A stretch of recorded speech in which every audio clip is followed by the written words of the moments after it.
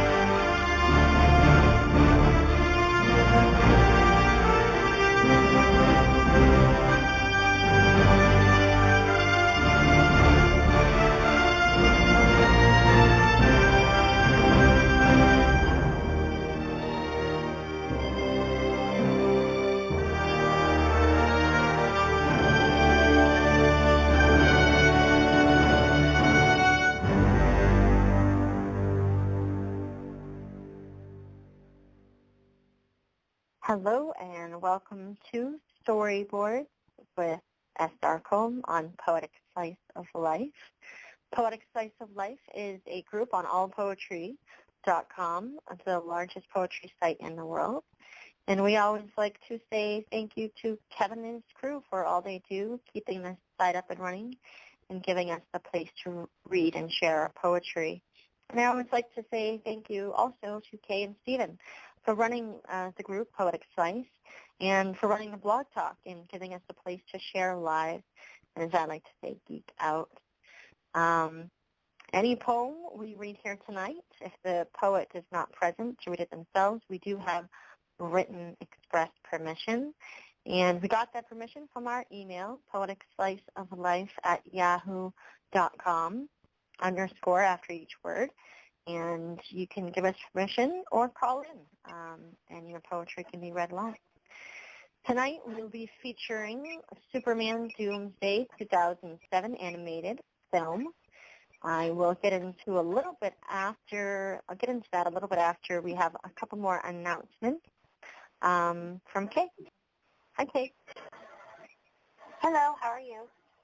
Good. How are you? Alrighty. I just want to say real quick, thank you to everybody who brings what they do to all the rooms at allpoetry.com, especially the ones that run shows, because without everybody, these rooms would not be what they are without all of you.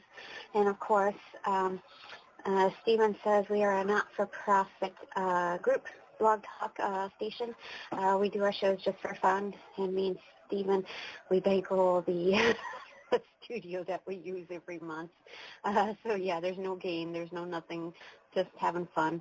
But also, if there's any episodes that you like, download them to your devices so you listen to them at your leisure. Thank you.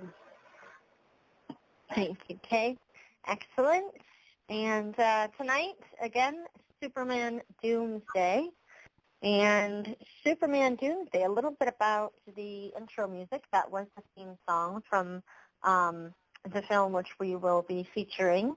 It is a 2007 American animated superhero film adapted from DC Comics storyline, The Death of Superman, which focuses on the death and the return of superhero Superman, released by Warner Brothers Animation. It is the first film in the DC Universe animated original movies. There is films it received mixed reviews from critics and praise of animation, and it had a more violent tone. And they had a couple different adaptations to this, and to the music that we opened with was scored by Robert J. Krall, and he scored the entire film. And he was born in July 1967. He's an Australian film and television composer. He's best known for composing music scores for horror, superhero, and many animated WB productions. He scored the TV series Angel, a spinoff to Buffy the Vampire Slayer, and for most of the series, seasons 1 through 5. And he was also did the Live Fast, Die Never, and was released with 18 out of 25 tracks composed by Krall. And he also scored the TV series Miracles for ABC Touchstone, Jake 2.0, Duck Dodgers, The Inside, Green Lantern, First Fight, Scooby-Doo, Legend, a Phantasaur, Superman versus the Elite. So he's got a Zombieland. He's got a bunch of titles underneath his belt. So he's the one that we opened up with. And without further ado, we are going to let in some of our callers here tonight. And we have got, I was reading, and we have got someone here. Just going to press the button. I think I'm going to go with this one.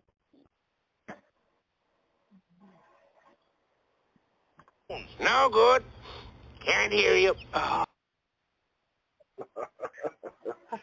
Hello. Hello. Oh, I really need to put that Jon Snow down in the intro section. How you doing, Steven? Okay, how you doing? I'm doing good. You ready for some Superman?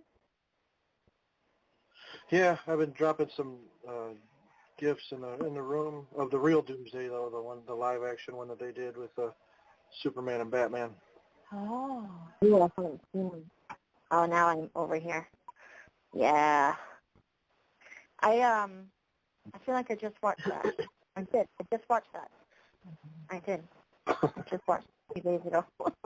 Last Sunday, I think. My mom it was on. She was calling me after. She's like, what's the one that Superman gets alive again? I'm like, that's Justice League, and she was all getting crazy. Huh? You have to break it to your mother. Sorry, Superman is dead. Christopher Reeves passed away, so, and there is no other Superman. Oh, I don't know about that. I don't know about that. I really loved the Smallville series, so I don't know about that. But we got someone else hanging on the line.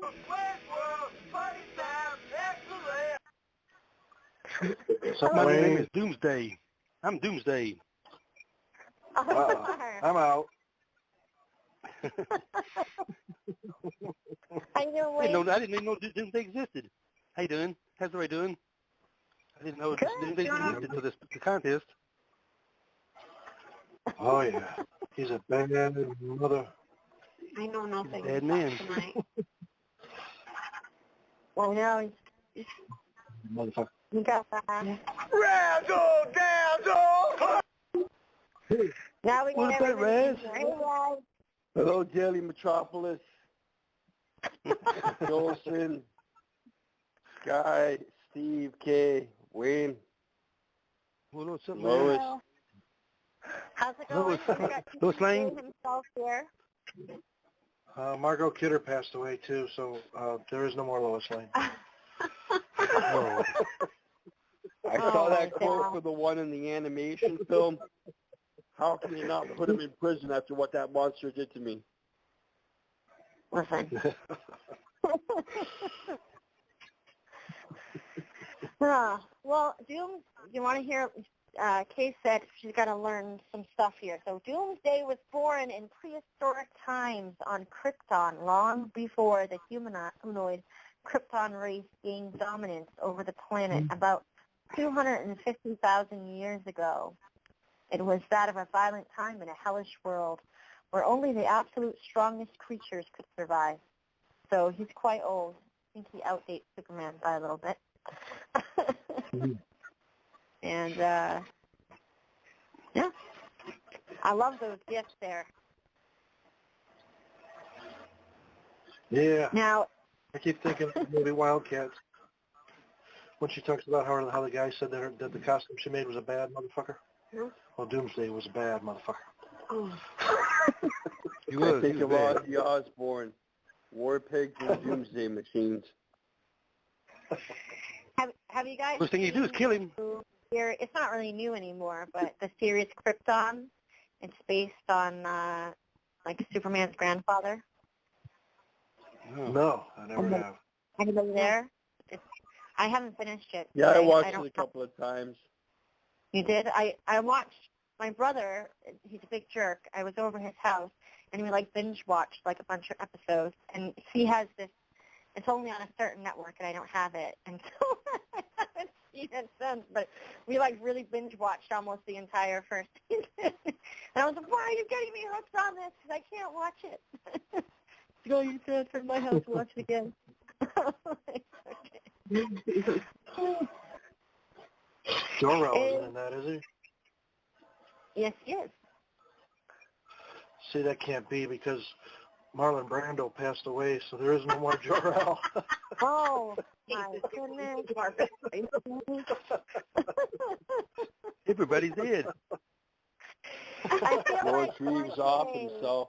I feel like That was the one day original I'm going to Superman.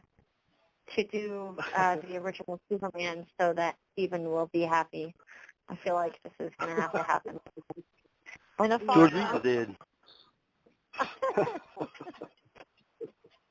Because I You walked right into that one. love. I actually am a huge Marvel.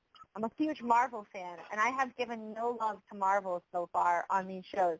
So, because I did a little bit of Marvel. The Night series. I featured Nightcrawler. So I did do a little bit, but I did the House of Zod Volume 1 and the House of Kal-El Volume 2. Volume 1, and then, so I feel like if we're going to be doing those original films, it's going to be far out because I got to show some love for Marvel because I'm lacking in that. Spider-Man does whatever a spider can. Oh, Spider-Cat. Spider-Cat. Spider-Man's afraid of raid. Oh my goodness. Is anyone in a rush? Anybody? What are we doing tonight? You guys here to hang out for a little while? I've got a little over an hour. Yep. Yep. As you please, neighbor. I already named it. All right. Still a little king of the hill there. Yep. Mm-hmm. Mhm. I just always think of Sling Blade every time someone goes, mm-hmm. French fry tater. Mm-hmm. I do that pretty well.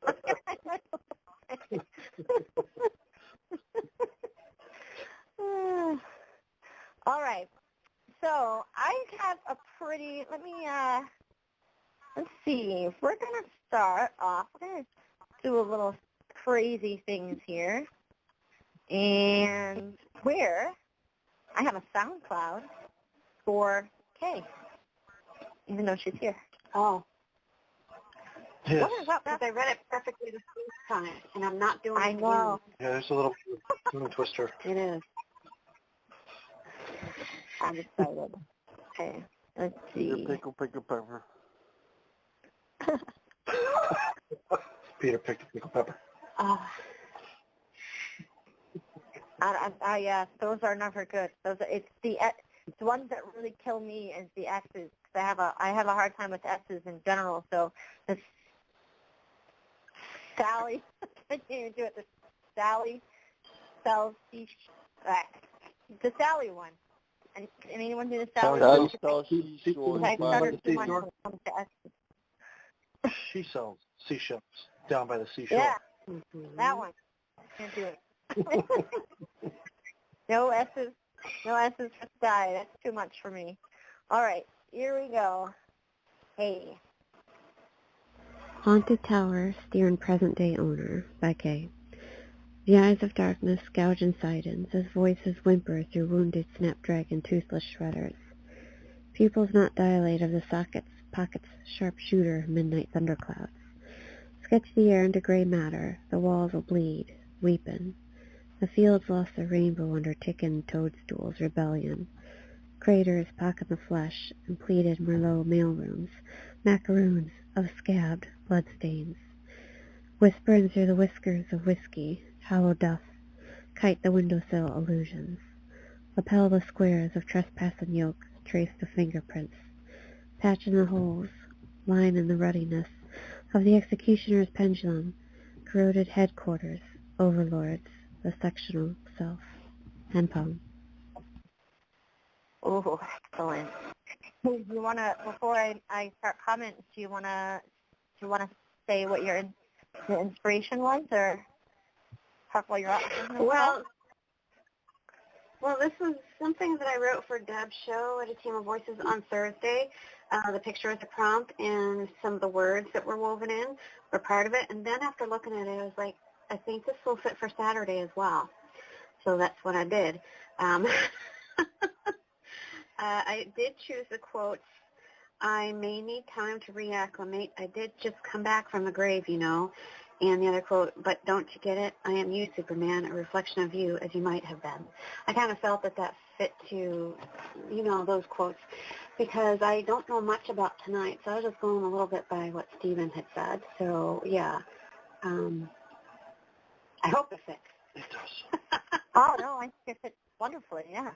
Yeah, first of all, that's a pretty crazy picture, and I think it's pretty cool, actually. And I do think it does fit wonderfully. The eyes of darkness, gouging sightings, the voices whimper through wounded, snapdragon, toothless shredders. I absolutely love that. And if there's one thing about Doomsday, he's dark, and I would imagine the voices whispering. I love this toothless shredders. Pupils not dilated into the sockets, pockets. But now I see why you did it. There were sockets, pockets, sharpshooter, midnight. Woo, that's some fun language. I love the way you kind of put things together. It is. I could see why it's a little bit, and then the thunder clouds. I could see a little bit of the. I wouldn't have guessed it was a word bank at all, but I can see how you kind of interwove those words in there. Merlot, I would take a gander. That seems like a Deb word. But I thought this was just absolutely wondering, whispering through whispers of whiskey, the W's, and then all the way down to the wind whistle illusions. This was just wonderful piecing together language. Oh my goodness. What I love to do, and I'm not saying that you do this, but what I love to do is take, sometimes if I'm really struggling, I make my own word bank. I just take really random words, and I kind of piece them together, and you might just do that naturally, but I think it's so cool when windowsill illusions, you kind of just piece those images together, and they fit so perfectly, and get they seem uncommon within language. You don't commonly hear those things. Same thing with the snapdragon toothless shredders. It fits perfectly, but it's such a, I would imagine like a different kind of language being used. Again, the darkness in this, I think, fits perfectly to the Doomsday. And in the gray matter of walls will bleed weeping, that kind of makes me think of the death of Superman and the weeping. And I can see how it's reflecting of perhaps the emotion in the picture as well. So I commend you and your ability to kind of juggle themes. I do think this one really does fit to both. especially with the darkness and the death and a bit of resurrection. Really well done, Kay. Thank you. Comment from Stephen. Yeah, I like this. I commented on it earlier when you first read it to me. I like this a lot. Of course, I can't think but help you think about your dad when you say toothless. So it was part of the word thing. I know, but it just makes me think of your dad with the toothless and ruthless. That's why in my comment I said even toothless shredders can be ruthless. They can be. You don't need teeth to be ruthless. It's true. If it's in your blood, it's in your blood. In the picture, everybody has teeth. Well, no, I know, but it was part of the word bank, so I grabbed it. I like that one. Toothless shredders. Yes, it's awesome, hon. Thank you. And the executioner's pendulum. There's Doomsday coming down, squashing Superman. Oh my goodness. Explain.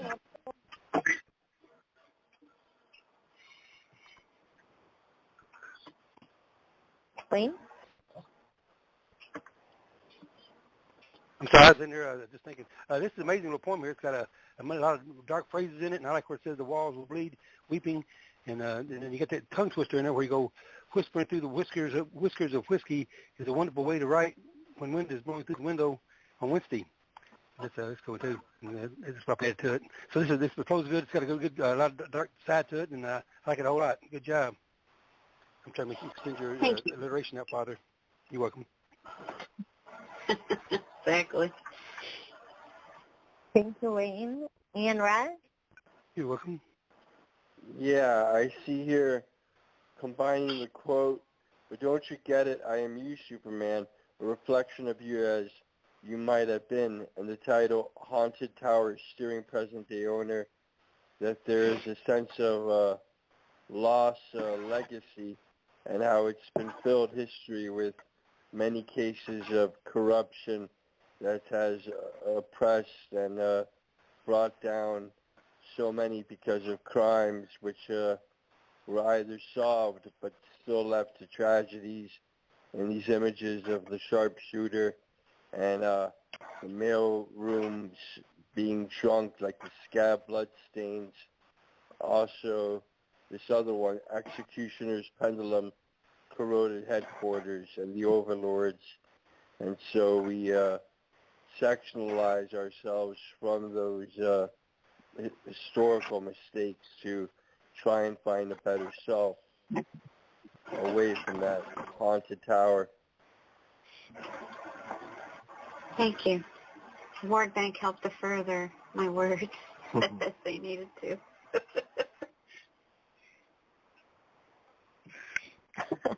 Awesome. Thank you so much. And thank you, Kay, for that SoundCloud. It was excellent. And thank you for the right. I think it's wonderful. Job fitting both, as always. And do you guys want to hear some trivia? I think I got one that might make Stephen happy. Mr. Downer over there, everyone's dead. All right. In this film, when Superman returns Lois to her home, the Terran looks exactly like it did on the set of Superman 1978, right down to the plant in the corner. How about that? Oh, that's pretty cool. And Superman's black suit and longer hair, because he does have a little bit of longer hair in here, when he came back to fight the doppelganger, Superman is one of the few things to match up with the comic. So they didn't stay too true to the storyline, but that did. So if you want to see Superman with long hair and rocking the black suit, you could check out the film.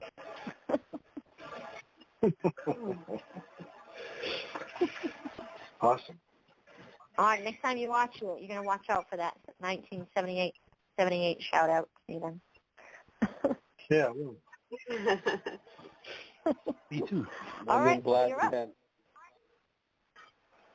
All right. I call this, well, I wrote this from Doomsday's perspective. And I actually went mostly from what I remembered from reading the comic book when Doomsday killed Superman. Mm. So I call this what Doomsday would feel, the man of aluminum. Mm. Thump, thump. Feel the strength draining away, the sound of steel crumpling between my fingers, the look of anger and pain in oculi. Thump, thump. Tightening grip, turning the handle on the vise, much resistance against infinite muscle. Thump, thump. Knowing death is near, but yet no sound uttered through trembling lips as the light leaves your eyes. Thump. End poem. Excellent, excellent. We all do know he survived, right? This is wonderful. I really think this is wonderful, true to the comics again. Feel the strength draining away, the sound of steel crumpling between my fingers, the look of anger and pain and oculi. I really, really love that. And I like how you do this in the first person. And I have to tell you, I have to be honest with you, I just stole that picture because I think that is I really like that picture. So I just stole it to my file on Morning Now. Stolen your photo. But I love the thump in between. The perspective I think was amazing. The draining away, the sound of steel. I like how you say that, because he is the man of steel, and the way that we put that, he's not really crushing steel, but in a way, in a metaphor, he is, because he is the man of steel. So I really, really love how you put that little shout out in there. And then the pauses with the thump, and then the line breaks and the use of white space, I think really kind of, when you slow down, the world slows down, and you're in that moment, I'd imagine that your heartbeat is something that is very prevalent to you before death, I would imagine. And all these other things are happening, the tightening of grip and the turning of handle of device. All the while, there's that thump. But I really loved 1, 2, 3, 4th time. There's a thump, and everyone is coupled to the second thump. But that last one is noticeably missing the touch of the second thump, which obviously is death. So I like that subtlety in your poem, and how you kind of say it with those thumbs by dropping that couple, so to speak. And I think that's quite clever in your writing. Very, very well done. Thank you, Sky. I'm hearing that scraping again. It might be my phone. I don't know what's going on. Yeah, it might be, because we don't do nothing. Yeah. I'm not on my headset or anything. It's weird. Kay, what do you think? Great. Yeah. Well, I like this because I like how you kept bringing in the thump, the beating of the heart. Because, as I said in the comment, the beating that gets slower till the aluminum, the bendable breaks strength that Doomsday crushed till there was no heartbeat left. It was like its own little countdown. Because as the heartbeat gets slower, that also, life is slowly ceasing there. As I said, the build-up on heartbeats, it definitely brings a climactic end forward with each break. It's an excellent break. Thanks, son.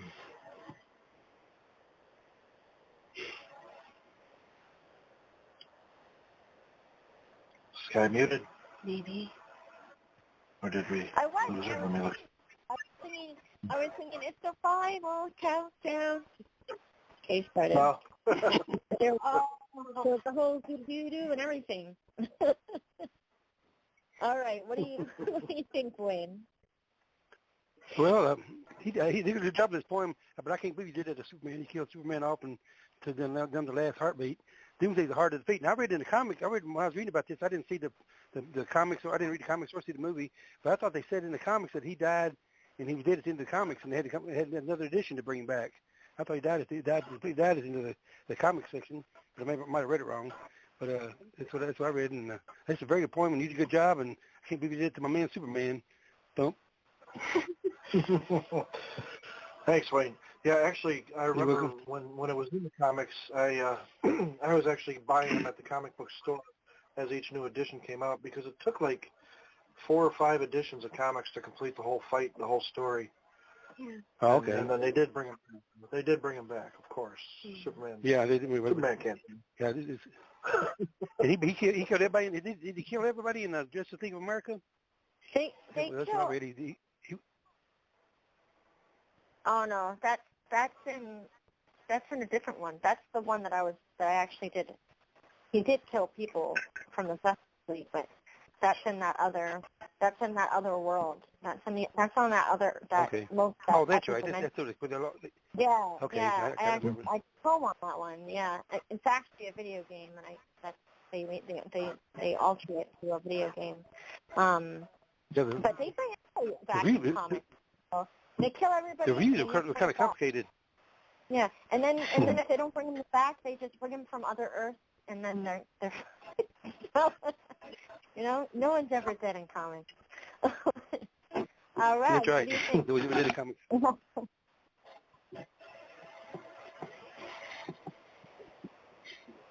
Right? Yeah, this is like waiting for a bomb to go off, and there's the thumping of the heart, holding a person close dear that you want to spend those final moments with before the Big Bang. Big Bang. Indeed. Thank you, Rez. Big Bang Theory. Excellent comment. I thank you, Stephen, for bringing the piece. And I do want to say hello to Sheila and Laughing Soul out on the board. They're hanging out, saying hello. And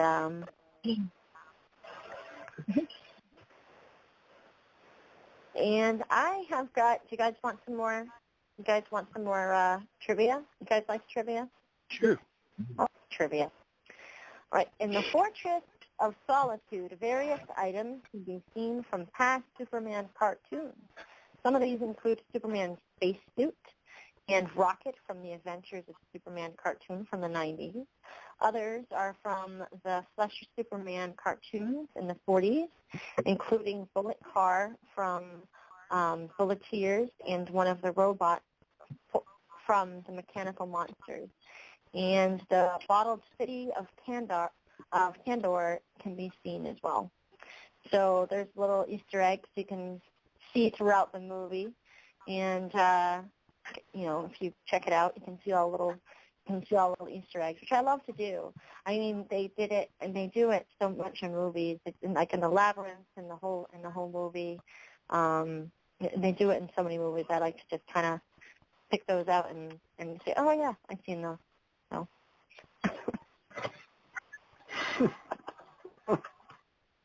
Am I alone? Am I the only one who doesn't? No, I'm here. Oh, sorry. You didn't hear me laugh?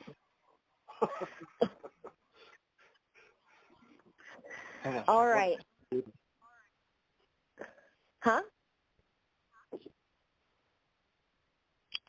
Hear myself.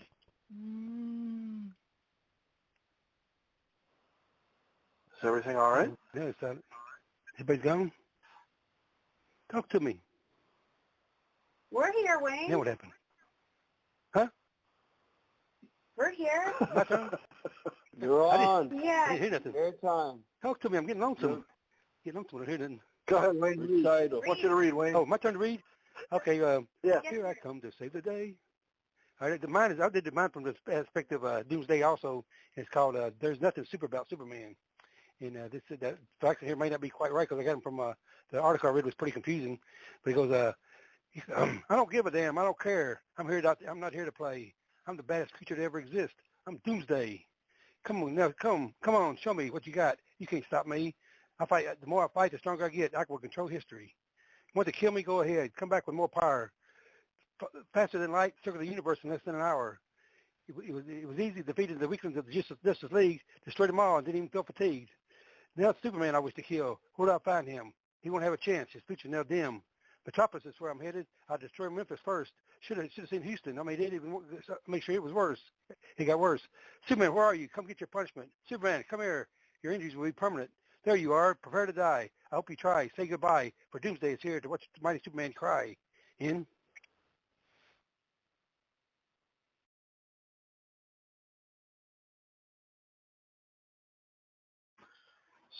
Sky, are you there? We're here. Benito. Studio. I might have scared everybody off. Sky muted? De facto. De facto. Or does she have to hang up and come back in? I don't know. Why don't you get some comments? Maybe I'll stay on the board. Oh, she just hung up, so she's calling back in. Yeah, okay. Oh, so you get it. Reddit. She's going to go, sure. Yeah, so leave your comment for Wayne. I will leave my comment for Wayne. Yeah, let's do this. I like this, Wayne. To me, you gave Doomsday a Jack Torrance from The Shining type feel. More so from the book, though. Doomsday chasing Superman around saying, "Come take your medicine, little pup." That's what I saw here. Yep. I think this is awesome. This is just awesome. Great. I appreciate it. What did you think, man?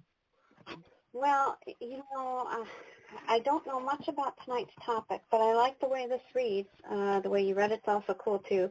As I said, the ANs, they did make me smile when I read it, because when you said, I chose to write about Doomsday, now get out of my way. It has its own air of arrogance.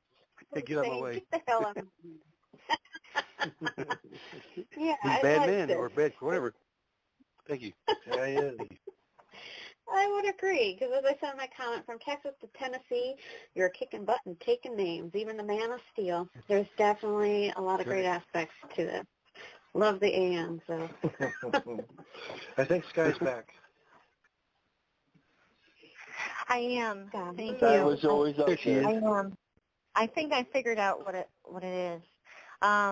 And I can hear you much better. I couldn't hear Wayne read, unfortunately, but I do remember reading this. Oh, no. Where we are with comments? You and Raz are the only ones left to comment. Yes. Awesome. I'll go last. Raz, you wanna make a comment? Yeah, this definitely speaks about an enemy of the Man of Steel and a doubter of this alien being so much superior than his reputation has been promoted here. And I see vengeance only in this creature or arch-villain or person's heart for Superman, that somehow he's not all that more greater than we think. Maybe he's not even responsible for saving the world even a single time. Maybe all he does is play the part and lives only by that fame.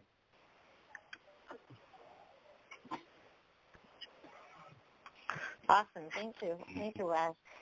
And Wayne, I love this one. I love that you, as I said in my comment, you bet against the Man of Steel. You kind of calling him out at the end.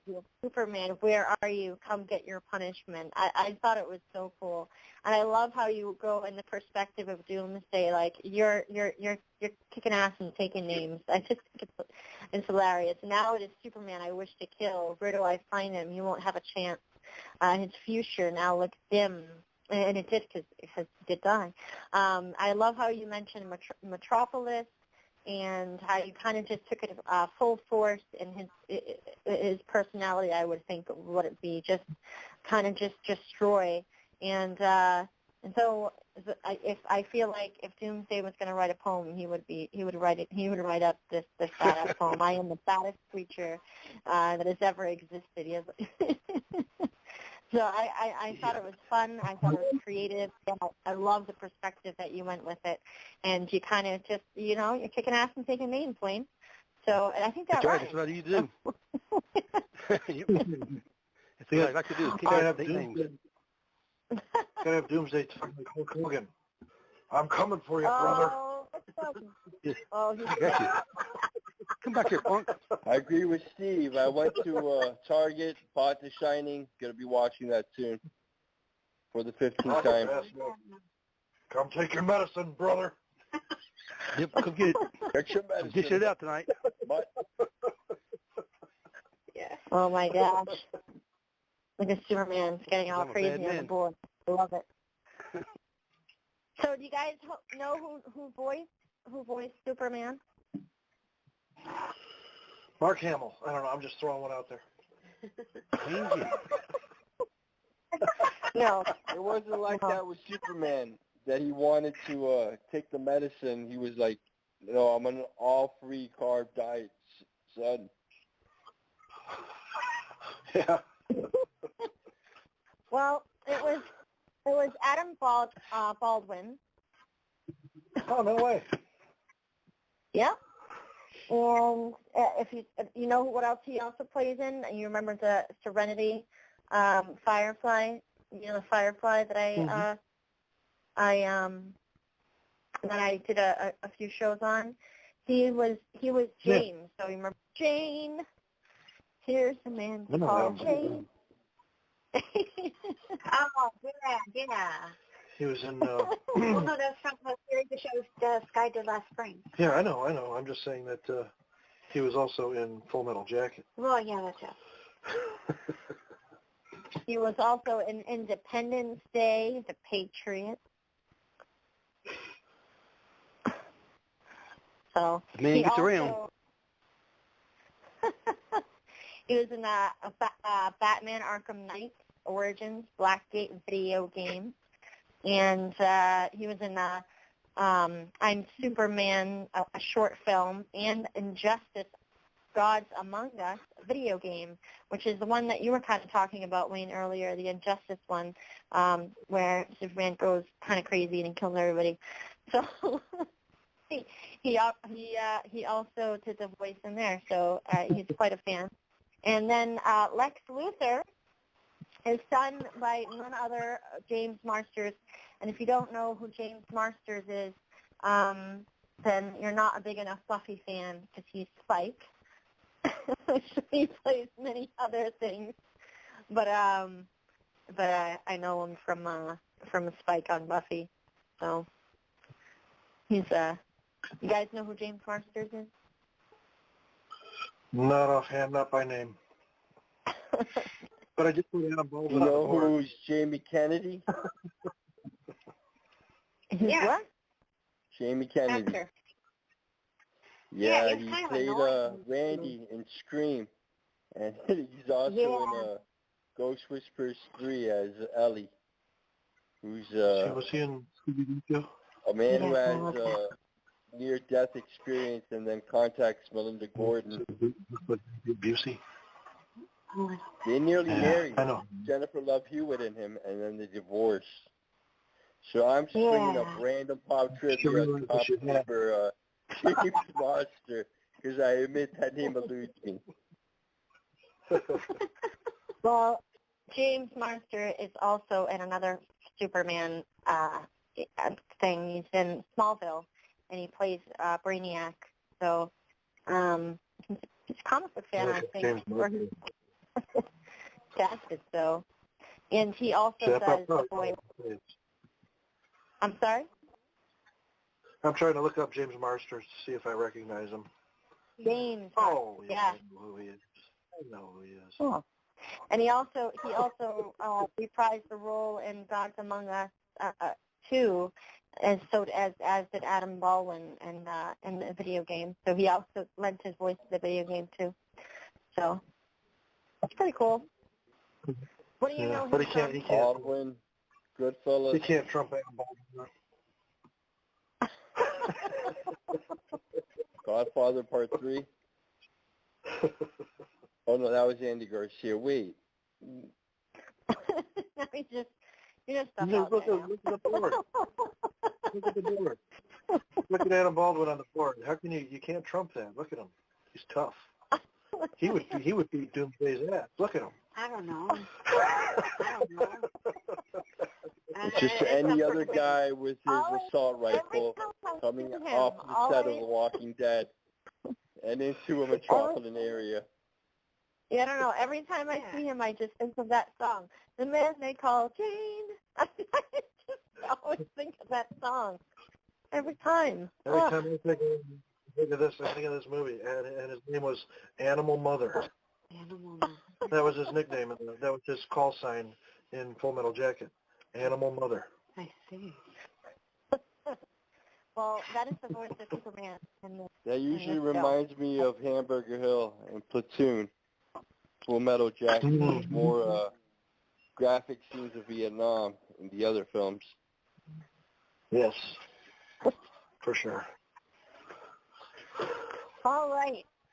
Raz, it is your turn.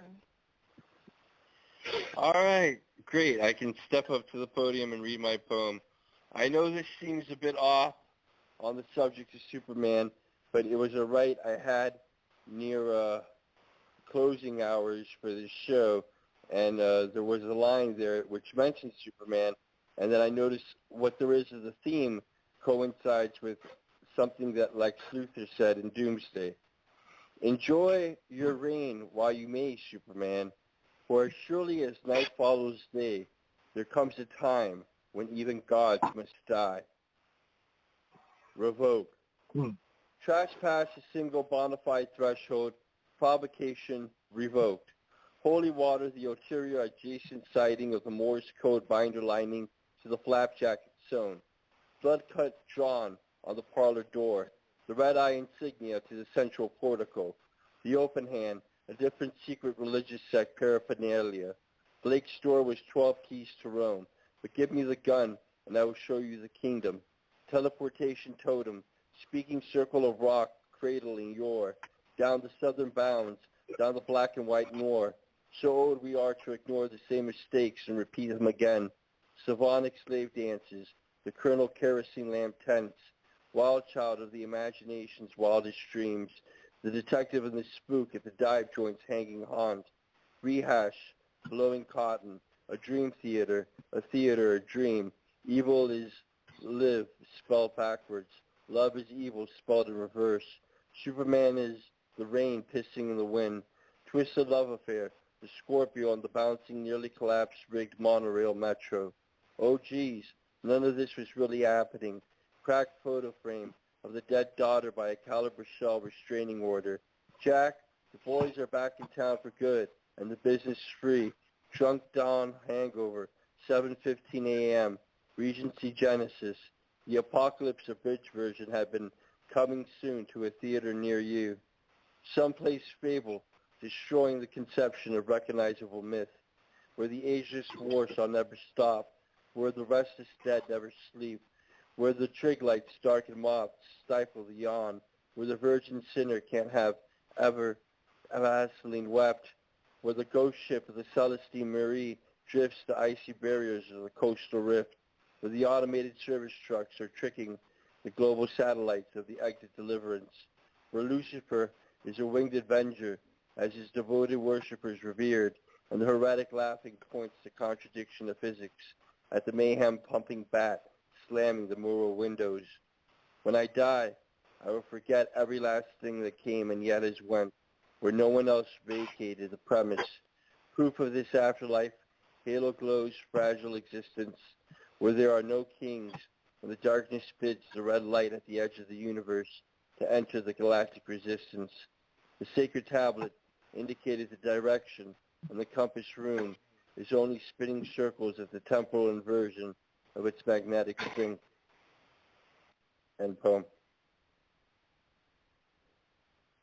Excellent piece, and I you know what it reminds me of, actually, a Superman intro, the intro to the Justice League by Singrid. I don't know if you know the song, but at the beginning of the song it goes, everybody knows the dice are loaded, everybody rolls with their fingers crossed, everybody knows the war is over, everybody knows the good guys lost, everybody knows the fight was fixed and the poor stay poor and the rich get rich. that's how it goes, and everybody knows. And especially when you were going into this section here, that it reminded me of it. Where was it? And now I'm not going to be able to find it.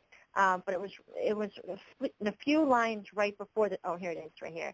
The detective and the. No, that's not the one. Right here, evil is live spelled backwards, and love is evil spelled in reverse. Superman is the rain pissing in the wind, twisted love affair. I mean, talk about being jaded and things turning to rust. And I think those themes do fit in with this piece. And for some reason, I just kept thinking of that Ingrid song, especially at the beginning when they go through.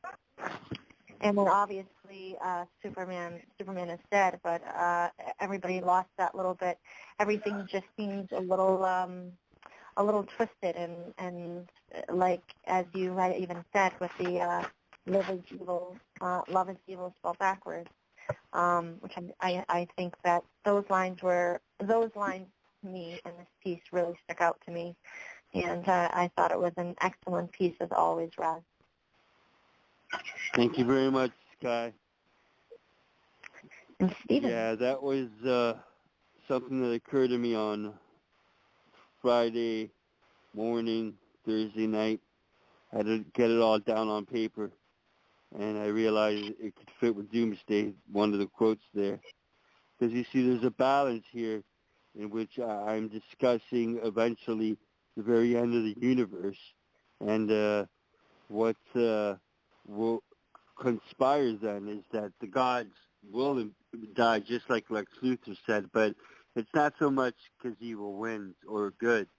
It's just that everything, in a sense, has its own turn. However long we think of infinity going on, there are an expected terminal point even for that concept of, forever. Excellent. Yeah, I thought it fit excellently. Stephen, what do you think? Well, the last 2 or 3 days I've been in a funk when it comes to really grabbing the meat of poems and understanding what people are saying. So I'll just tell you what I felt through all the imagery in this, because you really kind of took me all over the place with this, Rez. You took me from the movie The Fog to Jim Croce, from the movie Deliverance to the movie Ten Commandments.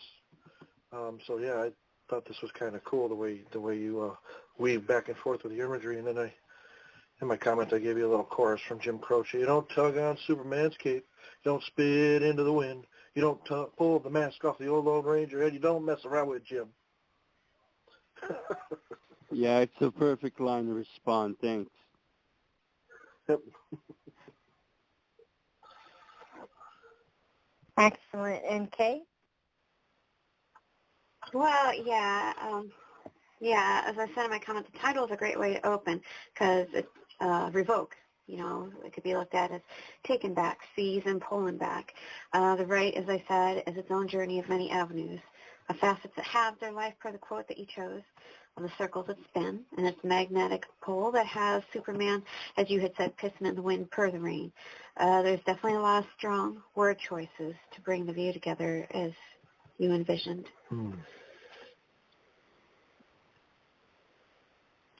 Okay.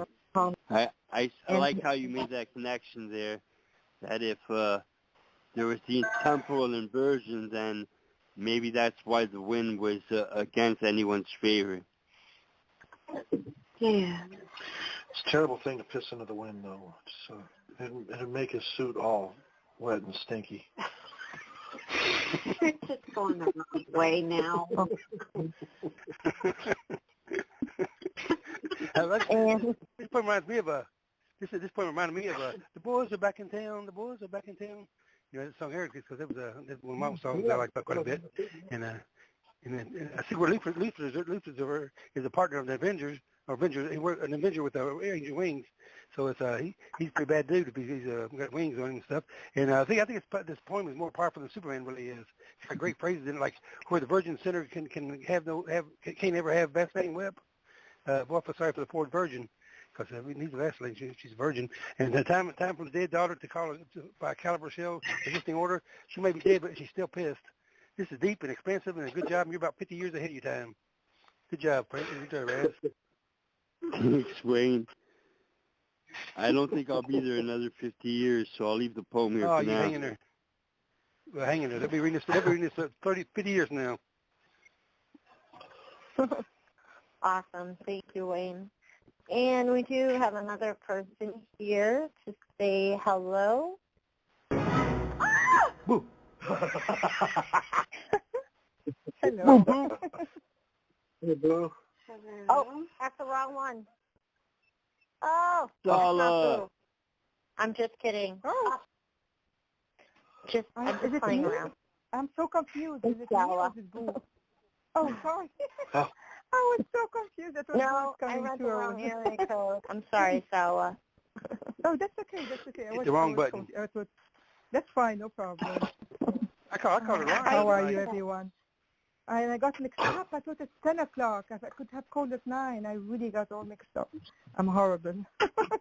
When it comes to time. Yeah. It's all right. I've got you down there. It goes to the next hours. Can you Yeah. please, Doesn't take back anything else but the minutes before. because I have So- 3, today it's crazy. Yep. I'm dividing my time in 3. I've got you right up, Sala. So, Okay, let Yep. me tell you a little bit about this poem. 1 second. It is actually, you won't believe it, it's a dedication for Ben Affleck. He did something amazing. He intrigued 2 different shows. He defended, like, with my faith, there are people who are attacking it, and he literally was so fired up. And my friend sent me the new one. I couldn't believe it, so I wrote this poem dedication for him. He would never read it, but it's still a dedication for him. So that's what it is. So everyone understands what's this poem about. And I wrote it in 4 languages because everyone who other people would know about him. Okay, that's it.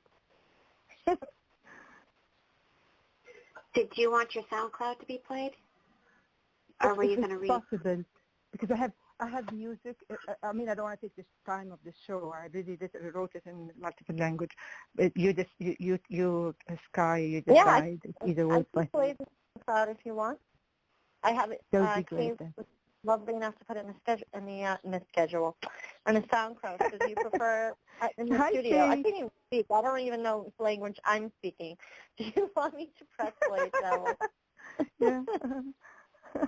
That's Okay. All right, here we go.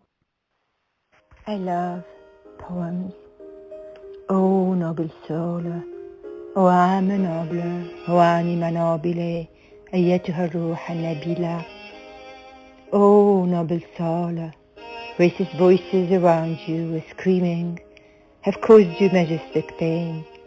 But how dare these terrible words escape their mouths?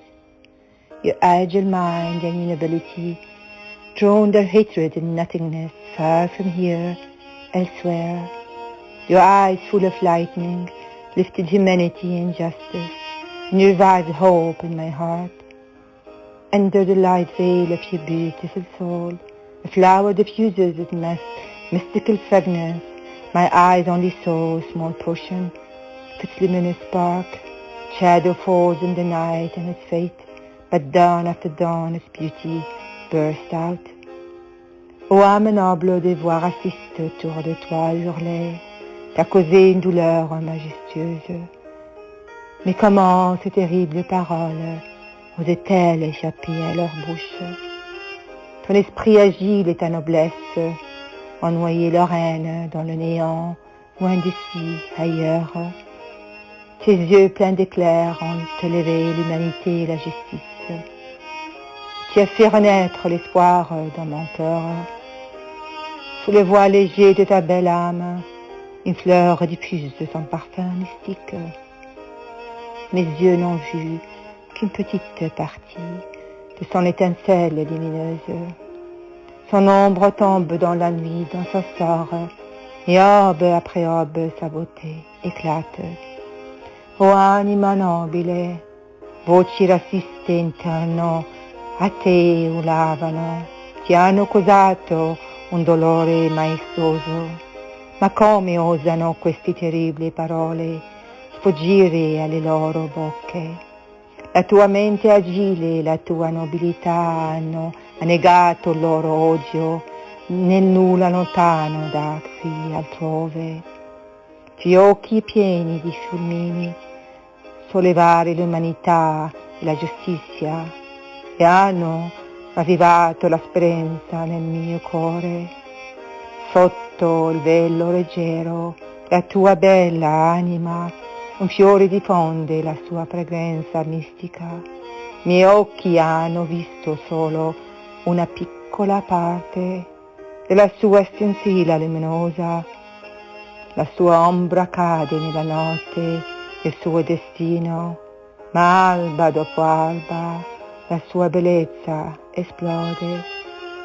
أيتها الروح النبيلة كانت الأصوات العنصرية من حولك تصرخ لقد سببت لك آلاما مهيبة، ولكن كيف تجرأت هذه الكلمات الرهيبة على الخروج من أفواههم؟ عقلك الرشيق ونبلك أغرق كراهيتهم في العدم بعيدا عن هنا. عيناك مملوءتان بالبرق رفعت الإنسانية والعدالة فأحيت الأمل في قلبي. تحت ستار روحك الشفافة تنشر الزهرة عطرها الروحاني. رأت عيوني جزء صغيرا فقط من شرارها المضيئة، وظل ظلها في الليل في مسيره، لكن فجرا بعد فجر ينفجر جمالها. End of poem.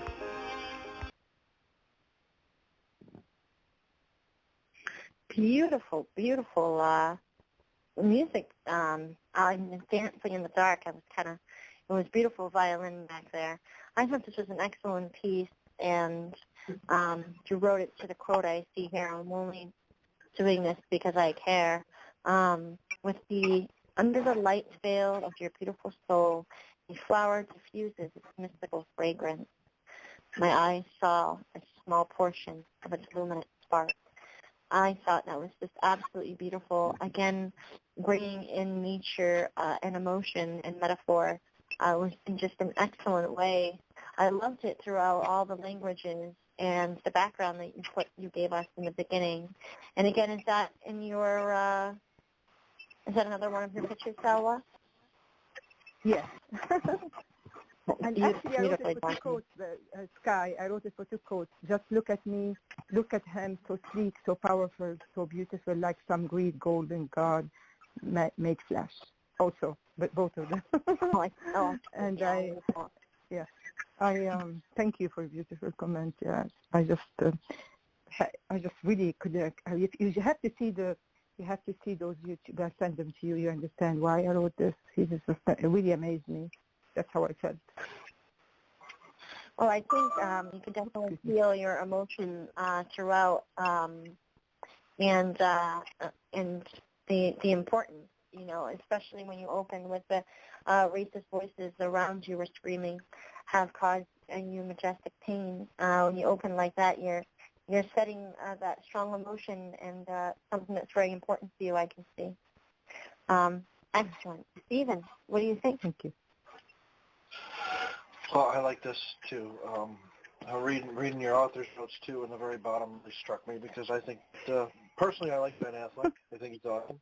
I feel he's often underrated. Some of the stuff that he does charity-wise, and that just does go unnoticed. And of course, I also feel that he's probably the best Batman since Michael Keaton, although a lot of people will disagree with me.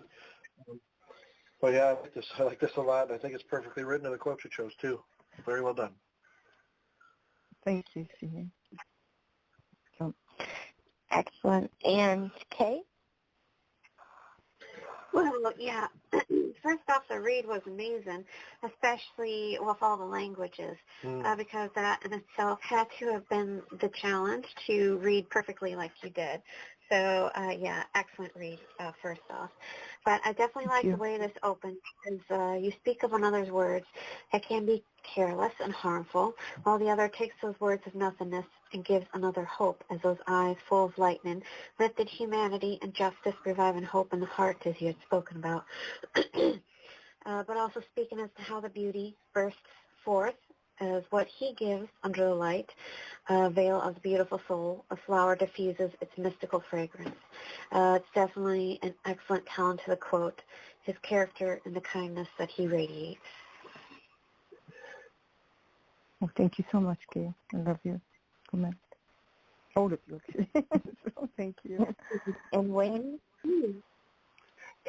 Yes, I think this is a very good point. I like the way you dedicated to Ben Affleck for him standing up against the racism and all that he stands up and tells about and tells how bad it is.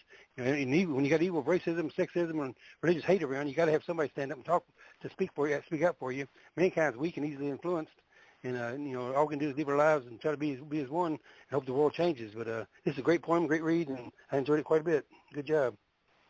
Thank you so much, Wayne. You're welcome. And Brad?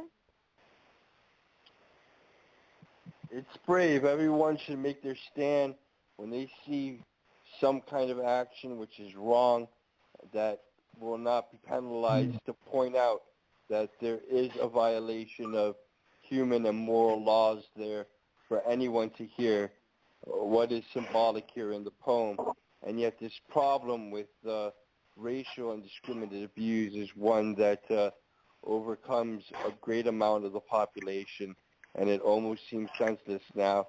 Just recently here in the South, in Georgia, there was killing at an Asian spa from a man who simply did not like Chinese people, and we can't condone any kind of violence of the American people, yet it's a problem which is very difficult when everyone around you is taught freedom of speech, and that leads to the very idea or seeds of just wanting to think however you want of anyone else, how it goes on continuing in the masses, that kind of a level of discrimination.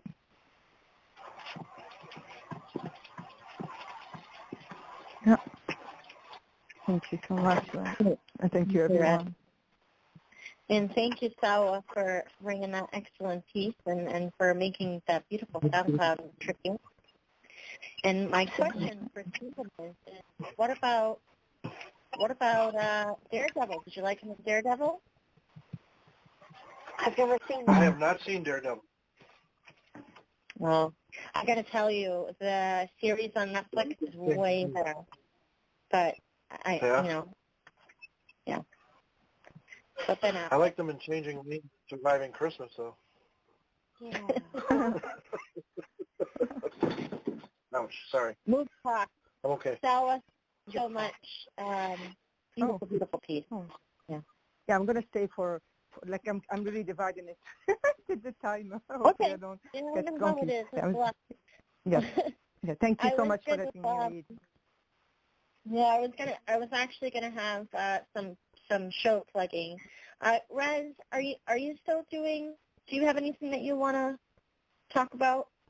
I don't know what you're doing these days. You got shows? Have you got? No, I'm temporarily shut down at Literary Loggers, but if you want to catch up on any of the previously posted episodes, just check out Literary Loggers on Blog Talk Radio. Okay, thank you. And Stephen, you're up. Yeah. Okay, yeah, we're not going to have any shows for a month. I'm kidding. All right. Next show here at A Poetic Slice of Life is Monday night at 11:30 p.m. Eastern, and that is the Mortuary of Shadows. And Kay. Yeah, this is artwork that my niece had showed me. This is artwork by the late Sergei Zervasky. The series of artwork is called When Death Fell in Love with Life. They're amazing pictures. Check them out because it's death is being viewed as the inner child, the little child, trying to find his way back to life. They're sad, but they're also in such a way where it grabs you. So, yeah, check that out. Yeah. Yes, indeed. Awesome. And then we have on Wednesday, The Poetic Inklings at 10 p.m. Eastern, and that's The Awakenings of Spring. We have Thomas Kincaid art to write to again. Yes. Always a big turnout for that one. We've got 8 pictures, you said, 8 paintings to write to? 8 this time, yes. Yeah, so there's lots of prompts to look at. And then, let's see, Thursday night is The Movement of Sound, 10 p.m. Eastern, and we're going with Eric Clapton, songs from Eric Clapton to write to. We'll learn about the songs, listen to the songs, have a good time, and then Friday the 26th at 8 p.m. Eastern is Something Different with a Request. And Kay? Yeah, this was actually, when I had gotten the Gia Karanji folder up, this was also birthed from that one because you and I were having a conversation. So I decided to turn this into a prompt. The topic of the show is, how do you see your trauma? How does it creep in with how you function daily? How do you think others see it when they look at you? So yeah, bring something pertaining to that. Mm-hmm. Awesome. And that takes us back to Sky. On Saturday night, 8 p.m. Eastern Standard Time, we are celebrating and talking about the film Dragonheart. So it's going to be fun. I have quotes, and as always, you could write to the quotes, you could write to the themes, you could write to the characters. Really, really awesome movie. I do have some outtakes of that movie, of course, because I just love that. I love that movie, and I love those lines, and I never watched part 2 or part 3. I don't know how many they went up to, but I stopped with 1. It's a brilliant movie, so we'll be celebrating that. Because after part 1, Sean Connery and Dennis Quaid weren't in it anymore, so why would you want to, right? I know. I don't know. I could just listen to Sean Connery talk all day. So I love his speeches. Have you ever seen The First Night? No. No. Oh, he Was that with played King Richard Gere? Arthur. It was with Richard Gere, yeah, and or Orlando, something like that. I forget her name. It's Orlando something, or her last name is Orlando. I don't remember what it was, but yeah. But he played King Arthur. And I love his voice. Yeah, he does. Or did. Still does. He's immortal. Yeah. Well, I've got found some people here. Woo. Really now. Hello. I got a little button happy earlier. I was pressing boo earlier, and it wasn't you. I became you, Boo, for a second. I was you for a second. Oh, cool. Just That's kidding. Cool. And we have Scott. Oh, and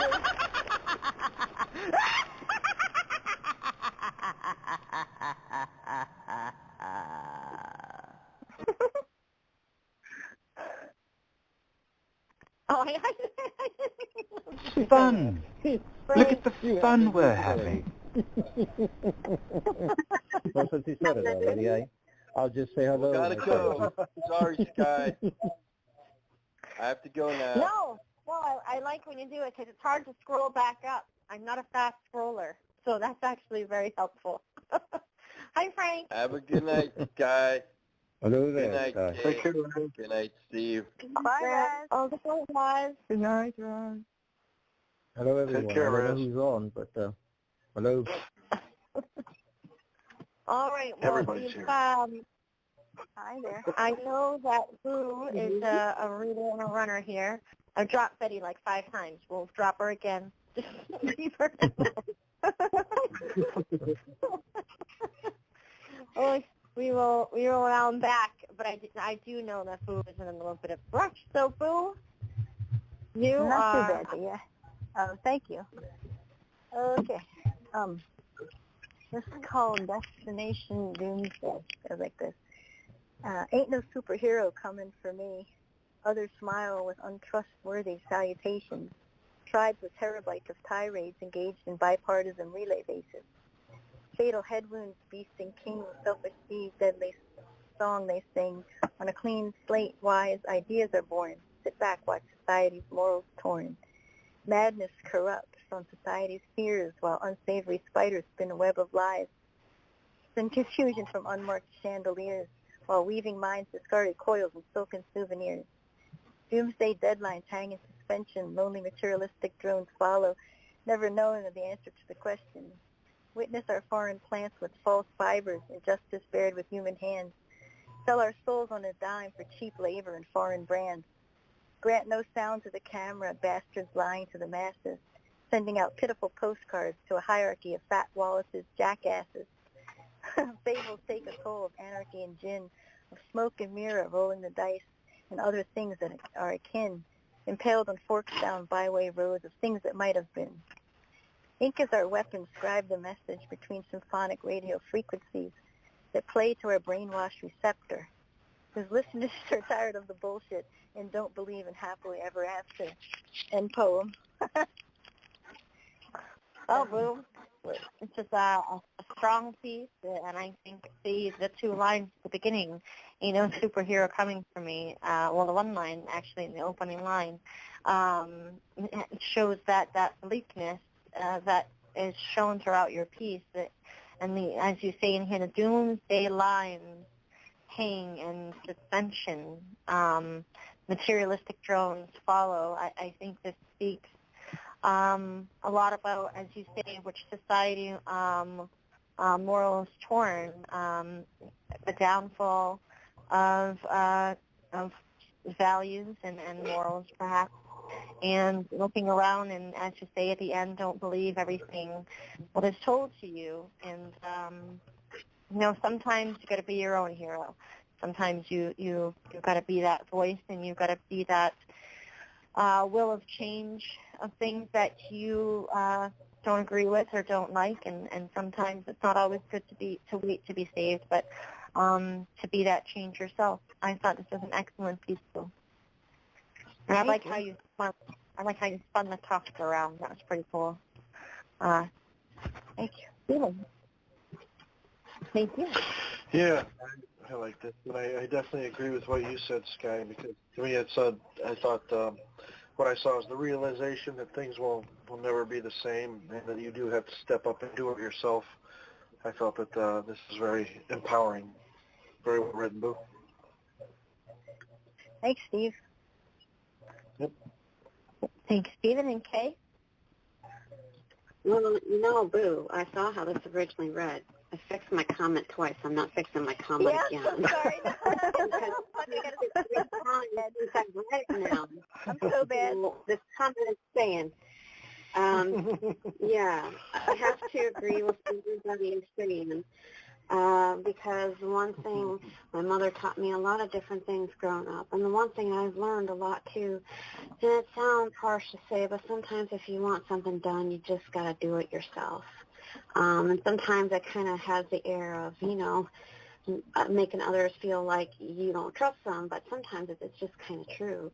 If you want it done right, just do it yourself, because then there won't be as many hassles, and if something fails, then you only have yourself to look at, and you don't have to, have a back and forth of dealing with other people. But I definitely like how this reads, too, because, as I said, as to how one is speaking, but yet it falls on deaf ears. Mm-hmm. Yeah, thank you. Excellent comment. And Frank? Yeah.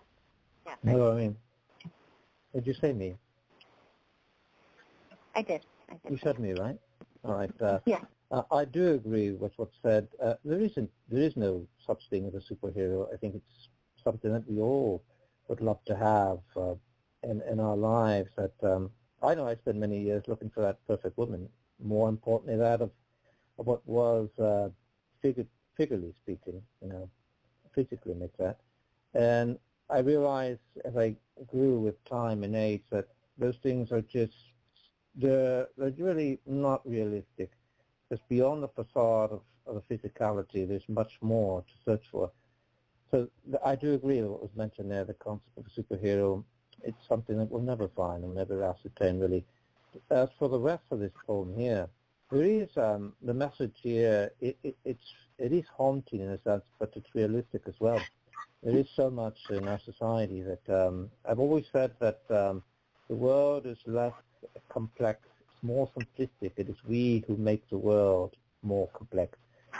And all of this that is mentioned here is an example of the madness that goes on in our society. You know, we've got so many issues nowadays that some are social, others go to other extremes. Nevertheless, we do find in the end a common ground as brethren to understand, to at least grasp our differences and realize that there's something much more beyond the surface of all of this is mentioned here. So it's a good reminder that we have these types of poems here to reflect on not just only society's woes, but also a message to learn. We have to be wiser and adapt to the times we live and the mistakes we've made. And hopefully it cannot always be a doomsday destination. Hopefully there's always a positive from a negative. Yeah, good point. You're right, Frank. Thank you. I'm here, so I didn't go yet. I know. You know. I was going to call you next. I called Frank, and I wasn't going to go back and refix it. Stella? No, that's okay. Yeah. I thought you thought I just stopped. That's all. I love this book. Really, it's a very, very speak volume about what's happening in our here and now society, image of the society. Really, I love these stanza. Doomsday, deadlines, hang in suspension, lonely materialistic drones follow, never knowing the answer of their question. Witness of our foreign plans with false fiber, injustice there in humans. Not this one, sorry. No. I don't know where sorry. Doomsday, deadline, hang in suspension. Yeah, that's the one. I'm so sorry, I'm out of it today. Injustice bared with human hands, sell our soul on a dime for cheap labor and foreign brands. Grant no sound to the camera, best lying on the masses, sending our pitiful postcards to the hierarchy of chat for the jack. You're talking about greedy people and how they are always, like people work and to the masses work for the highs, which is true. Unfortunately, there's some truth there. And there's no magical solution when you say in the beginning, and no superhero coming for me, not necessarily you. You're speaking, you are the voice of those masses really in here. That's what I see. It's not about you really in particular. And then but there is another solution, is writing, ink our weapons, script the message between symphonic radio frequency and talk about it. That's the only solution. It's incredible. I really think it's a great poem. I have a Thank deep you, message. Sarah. Well done. Thank you. My pleasure. Thank you, Salwa, and thank you, Boo, for writing. Thank you. For writing me and calling in.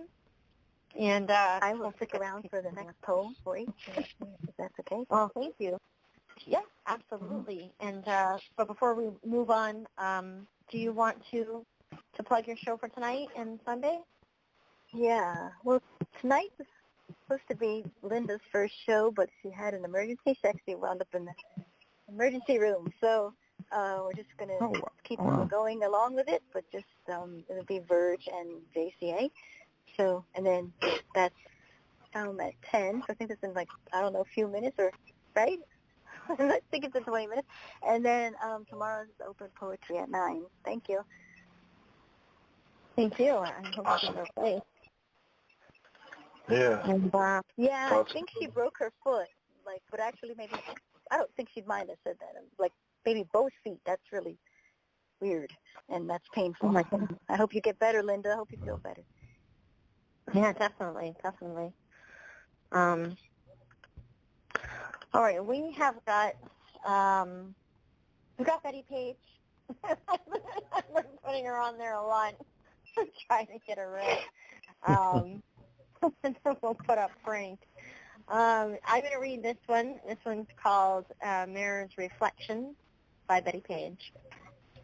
Heartless, my soul now, a pretty portrait broken, lost true reflection, vacant before me, my eyes without a sparkle, dark transformation, jaded all feeling, how I've betrayed my own self, conceived illusions, believed there is hope somewhere in chaotic world, hollow now within. Vivid powers crush, destroy all I've ever loved. Speaking in silence, separated love, now severed from my dark heart, jet black emotions. I've lost who I was, tangled in dreams, now so crushed, cracked my reflection. And the quote that she used was, your self-righteousness guided my reflection in a cracked mirror. And of course that was Superman talking to his clone that wanted to better the world by doing darker deeds. This is an excellent piece because I do think you bring in that darkness that is seen through. Sometimes people, even when they want to do goodwill, can be often misguided, and sometimes those people can be the worst because they believe in what they are doing. And I think that is why that quote to me is so powerful. And your piece, I thought mirrored that emotion wonderfully. Jaded all feelings. How I betrayed myself, conceived illusions. And I think when we convince ourselves of things, I mean, there's no greater lie. If we betray our own selves and we believe our own lies or mistruths, and sometimes the lies we tell ourselves is in fear, in a hopeful way, and sometimes we hold on to something that we wish to be or we want to be, and it destroys. It destroys us and things around us, trying to hold on to that. So I think this was, and then in the process, we can lose ourselves. So even that crack in the mirror can even be placed by, good. So I think this is such a powerful piece. Again, as Stephen pointed out before, and I always notice now, those haikus are pretty cool. And excellent piece. Stephen, what do you think? Yeah, as always, I just find it very impressive. In fact, I still wonder how long she's been doing this for, because the only other person I ever saw writing in haiku chains is Joseph. Yeah. And I always thought that was impressive. The way she can bring these chains of, let's see, 1, 2, 3, 4, 5, 6, 7. They count right. My eyes went doubled. Sorry, 1, 2, 3, 4, 5, 6, 7. Seven haikus that tell a story altogether, but also could stand alone as well. Each one could stand alone. Separated love, now severed from my dark heart, jet black emotions. Right there, that's a powerful haiku on its own. Yeah. So I thought it just impresses the hell out of me every time she does this. So yeah, awesome.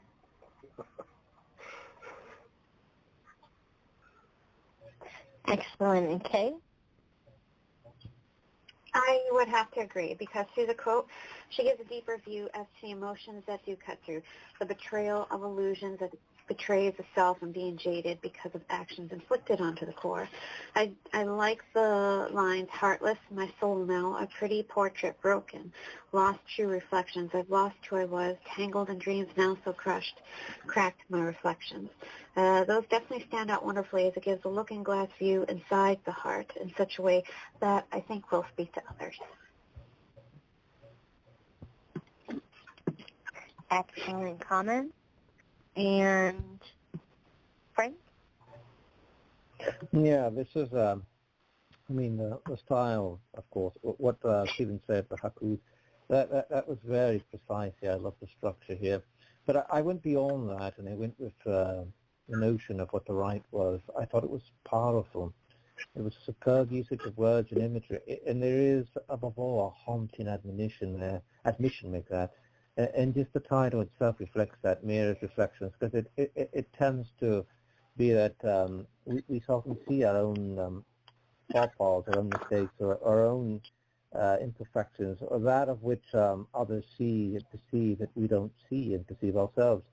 And the mirror is one of those things that when you come up to a mirror and you actually give it time, you actually find yourself digging inside, not beyond just the physicality. You actually take time to realize what is beyond the surface of the skin. And this poem here just transformed me into that notion there with the poem. Excellent. Thank you, Frank. Yampu?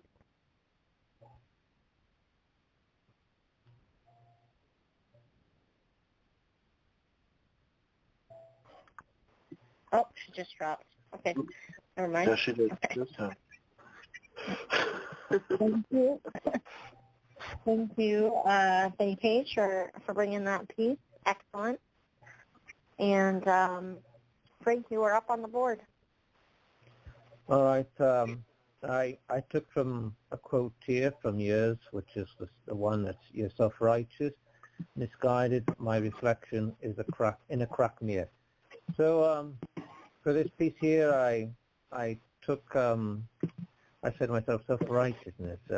What more could I think of? So the images conjured many things to me, but I went back to an image that conjured this, the morality of the peddlers. And I decided to go with my good friend here, Picasso, as the prompt here, and as the inspiration for this piece here. And I'll explain afterwards. So it goes like this. It's called the morality of the peddlers.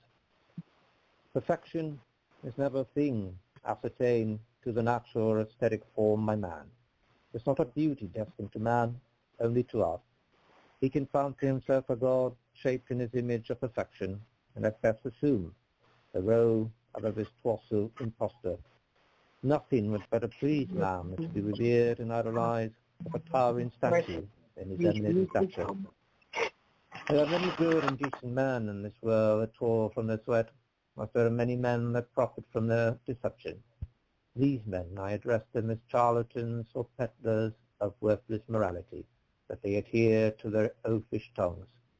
It is a word of exclusion than inclusion, a mere contradiction than a great parable, negligence of the truth and hyperboles of patent mendacity. These are the worst of all men of society, for they speak in fiery words that disguise their intentions. Society deems in man of faith and virtue that wear the garments of a preacher that commit the same act of a sinner. What I describe is a baseless form of hypocrisy peddled by those who seek to play God by casting those unlike them to the hell of their own creation. Prophets and philosophers have come and gone, just like pimps and prostitutes are street corners of heaven along with the preachers. Morality was not destined for the religious man alone, nor for his own judgments and caprices. He should not proclaim that of which he is not entitled. A man can be moral in many ways, but he can be self-righteous and misguided in his sententious vilification. If he only saw his own reflection in a cracked mirror, he would know the worth of his honesty and the worth of stained coins. This is the morality of the peddlers. Art has no morality. Instead, it has artistic purity. Frankly, I don't give a damn about them. In the poem. Awesome. Frankly, my dear, I don't give a damn. This was just, I think this was just excellent. And I'm gonna comment two ways, Frank, here. I'm gonna comment on, obviously there's a bigger message here, but the comment that I'm gonna make first to the film, I did speak about it a little bit, is that that clone of Superman and how he deems himself better, and he's darker, but he does see himself as godly, and he does think that he is all-knowing and all-powerful and can fix anything. And even by doing darker deeds that the original Superman perhaps would not do. And again, your piece reflects that misguidedness and that self-righteousness and putting, where you speak of man here, putting themselves and speaking of themselves and considering themselves gods and above everyone else. And I don't know, when you speak of that, it just makes me think of all the ways where those who perhaps thought of that were so misguided. And I'm being pulled to World War II, of course, and down that rabbit hole. And I just think that this, it was such a profound piece, his own judgment, destined for his religious man alone. There were so many pieces in here that speaks of how we can really go down a wrong path by kind of, I guess, peddling our own lies and believing them themselves that we are gods and not man. So this is an excellent piece, Frank. Yeah. If I can just briefly explain a little bit of the piece here. There's two things here I point out. One of them obviously is the complete, I would say, the hypocrisy that Picasso himself was judged, of course, more for his character than what it was his pieces of art. So I'm hinting there as well of what was the hypocrisy against him in his lifetime. And then there is a thing, of course, which it's going to sound a little bit unusual, but it is something that did happen. I happened to just, I think I related this before to someone before, but it was an image that perhaps it's a bit visible, perhaps. We might not see it much, but we hear about it. But it was an image that I had saw when I was in Spain, just at the street corners there, where I saw the pimp, the prostitute, and the preacher together from one side or the other. And of course, I saw what I saw from the preacher was indeed a hypocrisy and the criticizing of the others, which he had every right. So this poem is a reflection of what was against Picasso in that little image there that I saw too, just concerned these two elements together to form this poem here. That's why when I call peddlers, I mean two things. I mean, of course, those who criticize on the streets, who peddle their own philosophy and belief, and of course others who are beyond the peddling and peddle as well to the mainstream, who have more power but equally criticize. Well, I think a lot of people that have great work that were out of the box can be that. There were many. I mean, even so many artists, so many painters, songwriters were out of their time, and because they didn't fit into that box, were deemed less than. So, excellent piece. Thank you. Get a comment Thank you very much. Kate? Well, yeah, I love the way this reads because there definitely is a lot to take in. It does hold its own weight and truth. As I said in my comment, many do seek power, though they go about it the wrong way, which brings in the hypocrisy that's spoken to. As I said, man can choose to do good, but more often than not, choosing the wrong avenues in life and only caring about themselves of the gains and riches that only benefits them. As I said, it's a terrible thing to fall into because at the end of the day, one will never be happy as they're always going to be in their own way trying to seek more gains because they feel they need it. But yeah, this speaks to always needing more to please the self. It's definitely a great right of its own reality. A lot to take in there. But yeah, I would have to agree too. A lot of the evangelists, the preachers, a lot of them, it seems like, I don't know. Some of them, they are more so about line in their pockets. Because, I mean, how many scandals do you hear about preachers with what they fall into because they're not really practicing what they preach, and instead they're kind of just more thinking about themselves and not caring that they're hurting other people. So, yeah, kind of doing it for the wrong reasons in those instances. No, thanks very much. Right. And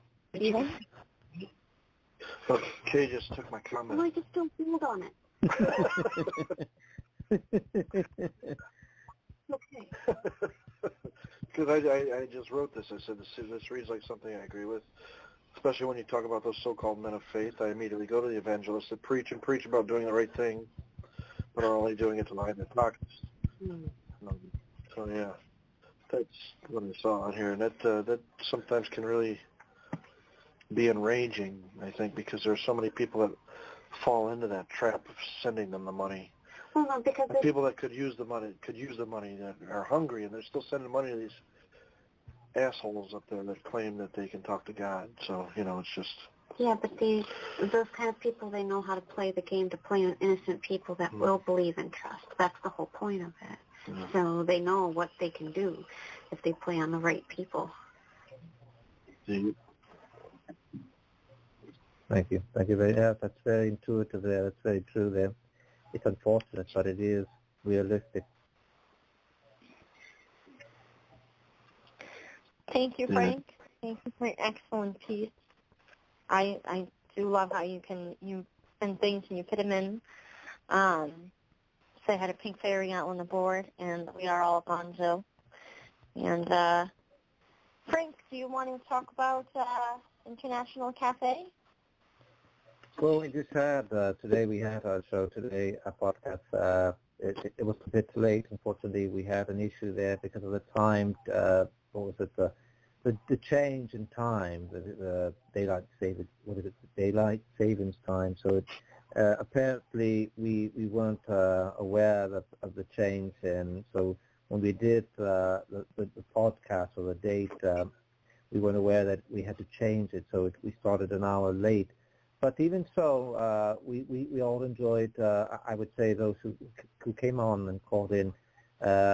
Obviously, I thank them all for calling in and appreciate that.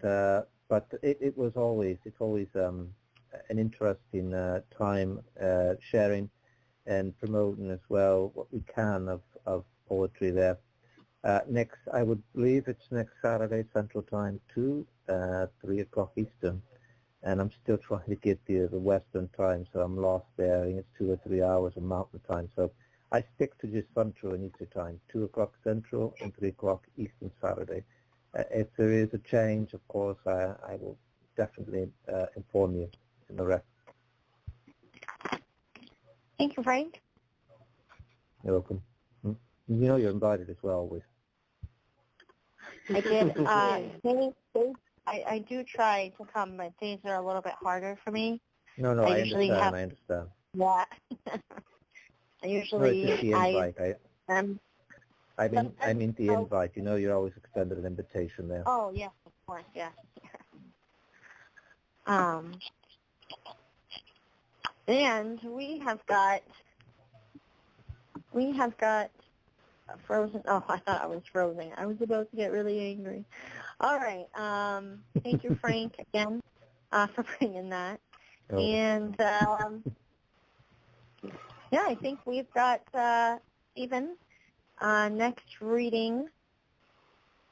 That's the one I put up. Did I put it up? Yeah. Amethyst Moonjade. If you will, lend your voice, Stephen. Yeah, I'll do that. This is by Amethyst Moonjade, and it is called Superman and Doomsday. And I was actually kind of going over it a little bit. It definitely talks about the comic books I read years ago. Superman and Doomsday. Each blow laid on by Superman creates another spike on the body of Doomsday. The result of Kryptonian genetic engineering gone awry. A rampaging, seemingly mindless, incredibly powerful, merciless, and seemingly unstoppable. He pounds Superman time and time again. Literally, he simply beat the Man of Steel to death. But Doomsday was also killed in the battle. The world was now without Superman. What would it do and how would it react? Doomsday had greater invulnerability than that of a normal Kryptonian, as well as super strength, super speed, and incredible leaping ability. He also has numerous sharp, bony protrusions, which with each blow grew and became more pronounced, that can pierce Kryptonian skin. Doomsday can resurrect himself after death. He is practically immortal, and Doomsday does not need food, air, or water to survive. Doomsday can breathe underwater for long periods of time. Superman and Doomsday fought over Metropolis, dealing significant damage to the city in the process. Superman finally ended the threat by flying the monster high into the atmosphere and then slamming him to the ground, impacting with the force of a bomb. The blast killed both Superman and Doomsday. Since both were of Kryptonian descent, the yellow sun of the Earth slowly brought both back to life. They would fight each other a few more times before Superman banished him to the Phantom Zone. End poem. Excellent read, excellent write. You read, what do you think? Well, I definitely like the memories that this brought back, because I can remember I was glued to those comic books when I couldn't wait till the next one come out because I want to see what would happen and if they were really going to kill Superman. So that kind of brought that back. And the way that she describes Doomsday, the way that she kind of lets you know just exactly what Superman was dealing with, I like the way that's done. And I like the way that it ends, because the Phantom Zone, I was always very enthralled with that when I was younger. Like in the 1978 Superman movie, the way that big huge mirror came down and just sucked them all up and flew back out into space. I always thought that was really cool looking. Yeah, and then it's just like a rotating out there with all their faces on it. Yeah. Yeah. Thank you, Stephen. Excellent comments. And I love the detail that she put into this, and how it kind of goes through both backgrounds, and then again in the background of Doomsday. And I kind of put a little information out for those who might not know that Doomsday is actually from Krypton, and I like how they kind of lay out the land here. And they kind of give us a little bit of flash fiction overview of the storyline in a poetry prose kind of way. And then also, how they both die, and of course how they both come back to life with the yellow sun. I thought it was incredibly detailed, and I also did like the mention of the Phantom Zone. And I thought it was just wonderfully detailed. And wonderfully on topic with and then the details with. He also has numerous sharp, bony protrusions. I swear I can read protrusions, which each blow grow and become more pronounced. I like little details like that to bring it to life and to really give homage to the characters. Really, really well done. Congratulations on the silver. And Kay, what do you think? So, yeah, I think it's an excellent telling of the story, bringing the energy to light of the fall and rise of Superman to bring Doomsday to an end to restore life as it was. So, yeah, excellent share. Thank you. And Frank? Yeah, I mean, I have to admit I'm not that informant in the comic books of Superman. But even so, this piece here was superb in the details here. I have to say that what was described here in itself was like reading a page or two from the actual comic book series, and I thought it was that effective, that powerful there.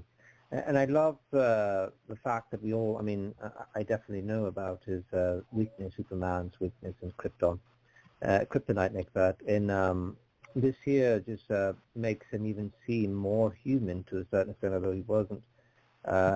This is powerful in the aspect, if you take that message there, that we are vulnerable, that we have our vulnerabilities there, even though kryptonite was for him he was also prone as well to be in to mistakes as well, and the notion there that we think of Superman in grandeur, that we seldom think of his vulnerabilities as well, and this piece here just exemplified that through the form of his most deadly weakness, Kryptonian. Mm-hmm. Excellent comment, Frank. And You're welcome. thank you, Emma, for bringing that in and sharing it with us. And I think we've got Star BG next. And I was going to ask Siri. Yes? Real quick though, because I put the Phantom Zone in the room, and you can clearly see his face. Yeah. We have to hit the button, so just something. Oh my goodness! Don't you feel so powerful when you press that button? Yeah, before that guy that played Zod, he was just awesome. I mean, the guy who played Zod in those remakes, he was pretty cool too. He was the same guy that played the nutcase in that movie we just watched. Oh, really? Yeah, he played Zod. Ah. He actually played Zod. Yeah. Oh my God. But I like the Zod from the 1970s version better. Yeah. I like him better. The new one, though, when they have that fight scene, and they're in like that court thing, that and he's shoving his face so that he's about to kill those people, and he has no choice but to kill him, and then he kills Zod, and then he just falls down on his knees and he screams, and there's just so much pain. Yeah. It really kills me. Like, I'm in tears every time that happens. It's just, even talking about it is really emotional for me.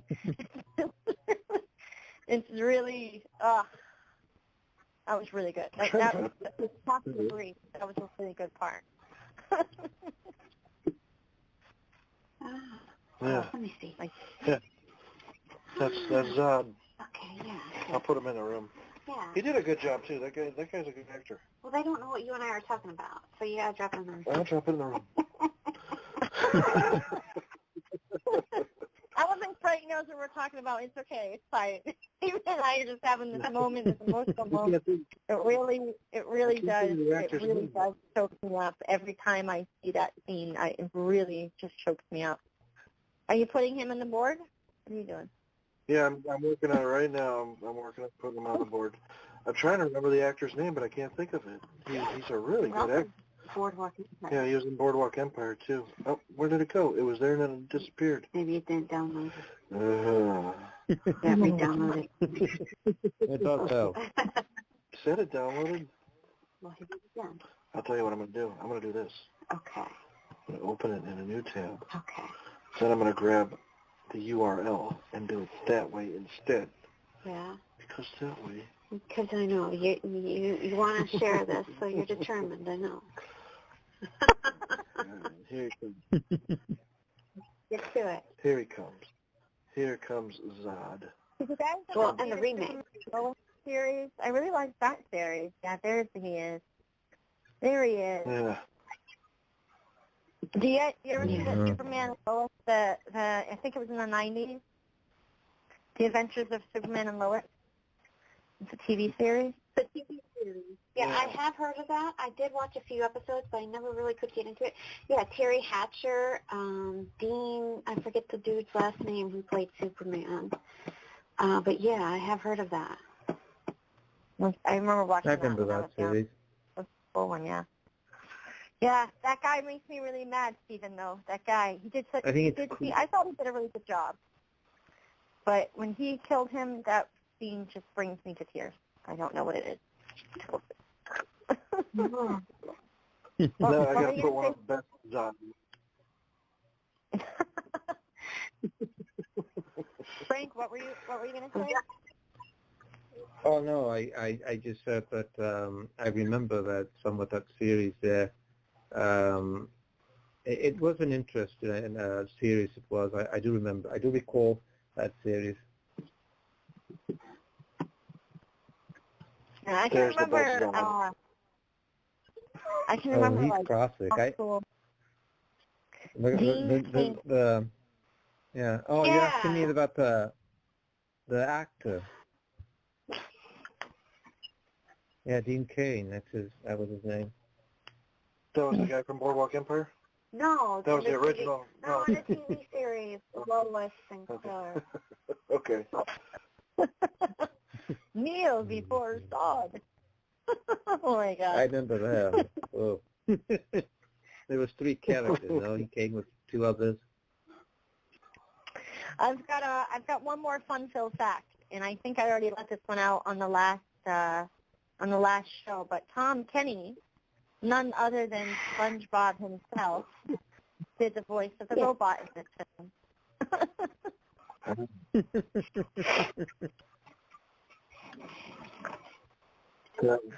I dropped another meme on the board for you today.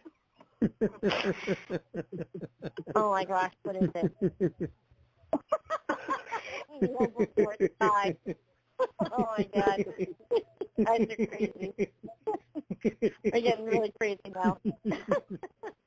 No, we would not be, would we? What would we be if we were not like that? Just think that, guys. We didn't have our humor.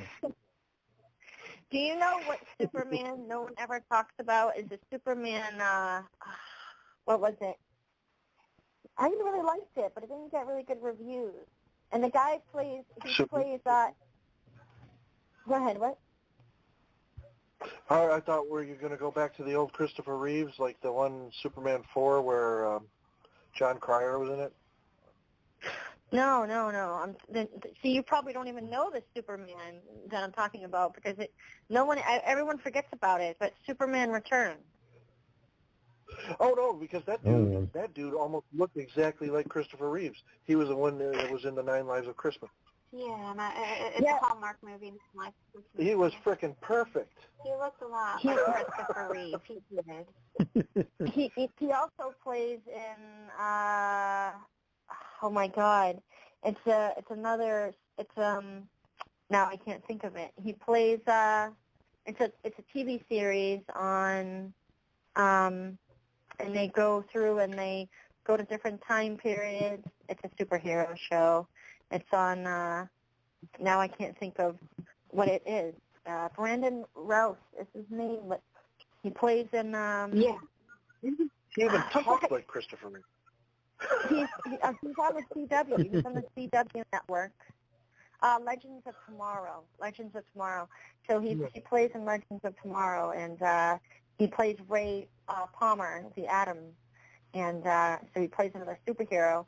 And when I seen him on Legends of Tomorrow, it took me a little bit of time to connect. I'm like, I know who that is. Who is that? But he embodied Superman, I thought, so well in Superman Returns that when he played the Atom in Legends of Tomorrow, I didn't even connect the two. And everybody gives that really bad review. I really liked it. I thought it was a really good movie. I liked it. I thought it was great. Wasn't it Kevin Spacey as Luthor? Yes. Yeah. Yeah, awesome. I thought it was awesome. Yeah, I did too, but I don't think the reviews were really great. I don't know why, but. Did you know? Here's a little trivia. Sorry. Did you know they were going to do a Superman movie with Nicolas Cage as Superman? That never came to fruition. Scratched. Yeah, it got scratched. Probably because I heard him. I think I did hear that somewhere. I wouldn't be in support of that, I don't think. But I think you're right. He even has like that butt chin, you know? He had such a really nice butt chin. Me, I don't know. You know what I'm talking about? The butt chin? I know what a butt chin is. Yeah. I love butt chin. I also really do. I think butt chins are very attractive. So it's a strong feature. It's a strong feature, but he had that, and I don't know. I think he did a really good job. Yeah. So I think On that note, they didn't like the speech. They didn't like the Nicolas Cage speech. What, the uncaged thing? No. I've got the S on my chest. I've got the cape. I'm the man. Sorry, going to Peggy Sue got married. I can't support Nicolas Cage Superman. I really loved the movie Face Off, that movie with John Travolta. I really loved Face Off. I like Nicolas Cage. I like it. I don't want him Superman. Yeah. What was his first the end film? of Face Off was too long. It was too drawn out. The chase lasted forever. It was like, come on, all right, let's end this. In what? In what? At the end of Face Off, I remember watching it and thinking it was a great movie until the end when the chase lasted like an hour of the movie. It's like the final chase was like, come on, let's just end this. Let's just catch him. I want to go home. Well, you want to talk about time. Go ahead, Kay. Well, no, I was going to say I'm going to go old school. My two favorite Nicolas Cage films, Con Air, Peggy Sue Got Married. Peggy Sue is my number one film. It's so fucking sappy. It makes me cry every time I watch it, so I have to watch it alone. Cherish me. Oh, wow. Oh, my gosh. Do you actually remember what his first film was? Oh, well, I know he made a cameo on Fast Times at Ridgemont High. Yes, he was in that. Yeah. There's actually a classic one. Yeah? I'm not sure. Oh, okay. Sky, do you know? It is the Fast Times at Richmond High, but he's actually known for something else. But I'm trying to figure out if any of you know which one. Valley Girl.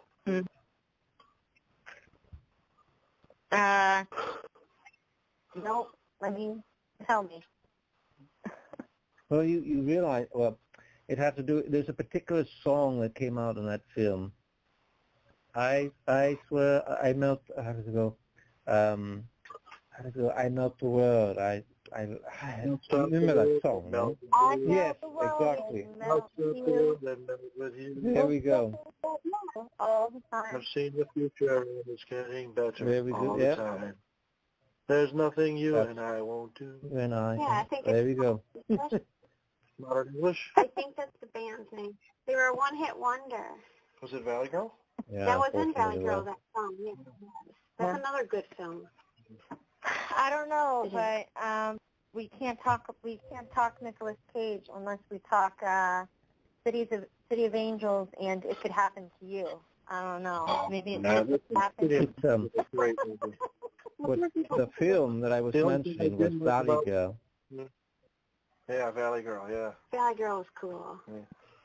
The only thing I didn't like about City of Angels is you got to see Dennis Franz's ass again. I don't know why Dennis Franz had to show his ass. Well, Dennis his acting career when he liked to show because he was in that series NYPD Blue and he was showing his tush all the time on that series. Yeah. So he was proud of his behind, so he wanted to show it off as much as possible, I think. Should we read what Gonzo said on the board? Oh, he's listening. Gonzo said on the board, because when we were talking about Nicolas Cage and Superman and Superman Returns, he said that Superman Returns was a classic throwback to the Reeves-style era, and people wanted a gritty reboot instead. The Cage film was being pushed by a director who wanted Superman to fight a giant spider. The guy was obsessed with giant spiders. He then went on to produce Wild Wild West, where there's a bad guy who drove around in a giant steampunk spider. So there you go.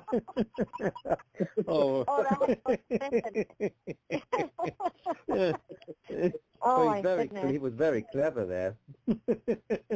Yeah. Well, back to comics. What about Nicolas Cage, Ghost Rider? Oh, that's one of my favorites. I do enjoy that character. That's one of my favorite characters of his.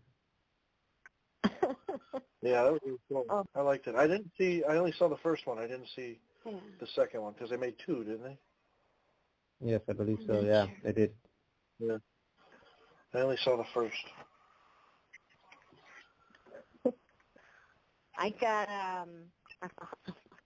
we went on a Superman binge. See, I like that. I like that. Next time someone says that's a bad film, I'm gonna say what Gonzo said.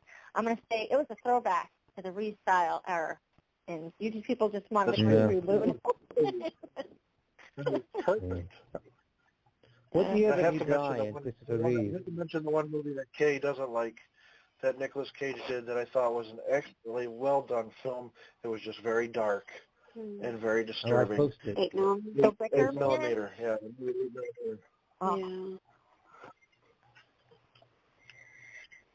Well, it was a sad story. I love that show, Agents No. of Steel. Gonzo and I have a lot in common here. There you go. That's a really good show, actually. And in this film, you were talking about a time. In this film, Doomsday was only in it for 10 minutes, and then the whole rest of the film was all about the clone and about the dark clone. So, but everybody loves Doomsday. She's a badass. We've got a few more, and then I've got this awesome SoundCloud from Jack and Gonzo. So I'm going to ask Kay to read Star BG, and then I'm going to drop Jasker in, and then I'm going to close out with Gonzo. And did you hear his SoundCloud yet, Stephen? Did you peek? What was your choice? Did you wait? I'm curious. Oh, You waited? I heard Okay, Gonzo's earlier today. Right, you will not be disappointed. Okay, so Kay, if you would read Star BG for me. Yeah, this is by Star BG, and this is called Superman, Faster Than a Speedin' Thought. As a child, Clark always wanted to make a difference in the world. Parents were kind, good-hearted ones. The neighborhood had schools that taught students well. Clark Kent was mild-mannered. As he grew, understanding he was not like others. Abilities surfaced, surprising many. Strength expanded within all cells. No stopping the man of steel from aiding the world, but a feeling haunted. All he wanted was to aid humanity by doing more than using his strength. Grounded in prayer, senses awakened to no power of thoughts, as will and energies traveled outward. Enemies were defeated with his focused thoughts. Result, Superman will always be one who makes a difference. And the quote is, I wish I could help humankind by doing more than just being its resident strong arm. Excellent, Keith. Excellent read. Would you like to be the first to comment? Yeah, I definitely thought this was a great telling to his character from youth to adulthood as to his mild-mannered nature, while speaking that he, too, knew that he was different. Through the quote, she did give a voice to him of knowing what he was capable of, but wanting to do more as well. It definitely is a compassionate right speaking to his character. Excellent comment. Yeah, I think this one was wonderful, and I think you kind of went down where I did, where I enjoyed the youthfulness of it, and you used that word very specifically, and I enjoyed that element into it as well. And I just thought, I'm just picturing this boy from Kansas, and how no stopping the Man of Steel from aiding the world. But a feeling of haunted, all you wanted was to do was aid humanity by doing more than using his strength. And I do think that Superman has wonderful gifts, obviously, in reporting, but in detective work, I think that there are many talents of the Man of Steel, not just Superman, because we all have to remember he is also Clark Kent. And Clark Kent himself is a brilliant man. And I know they're the same man, but that dual personality, I think they complement each other well, and they are two personas of one being.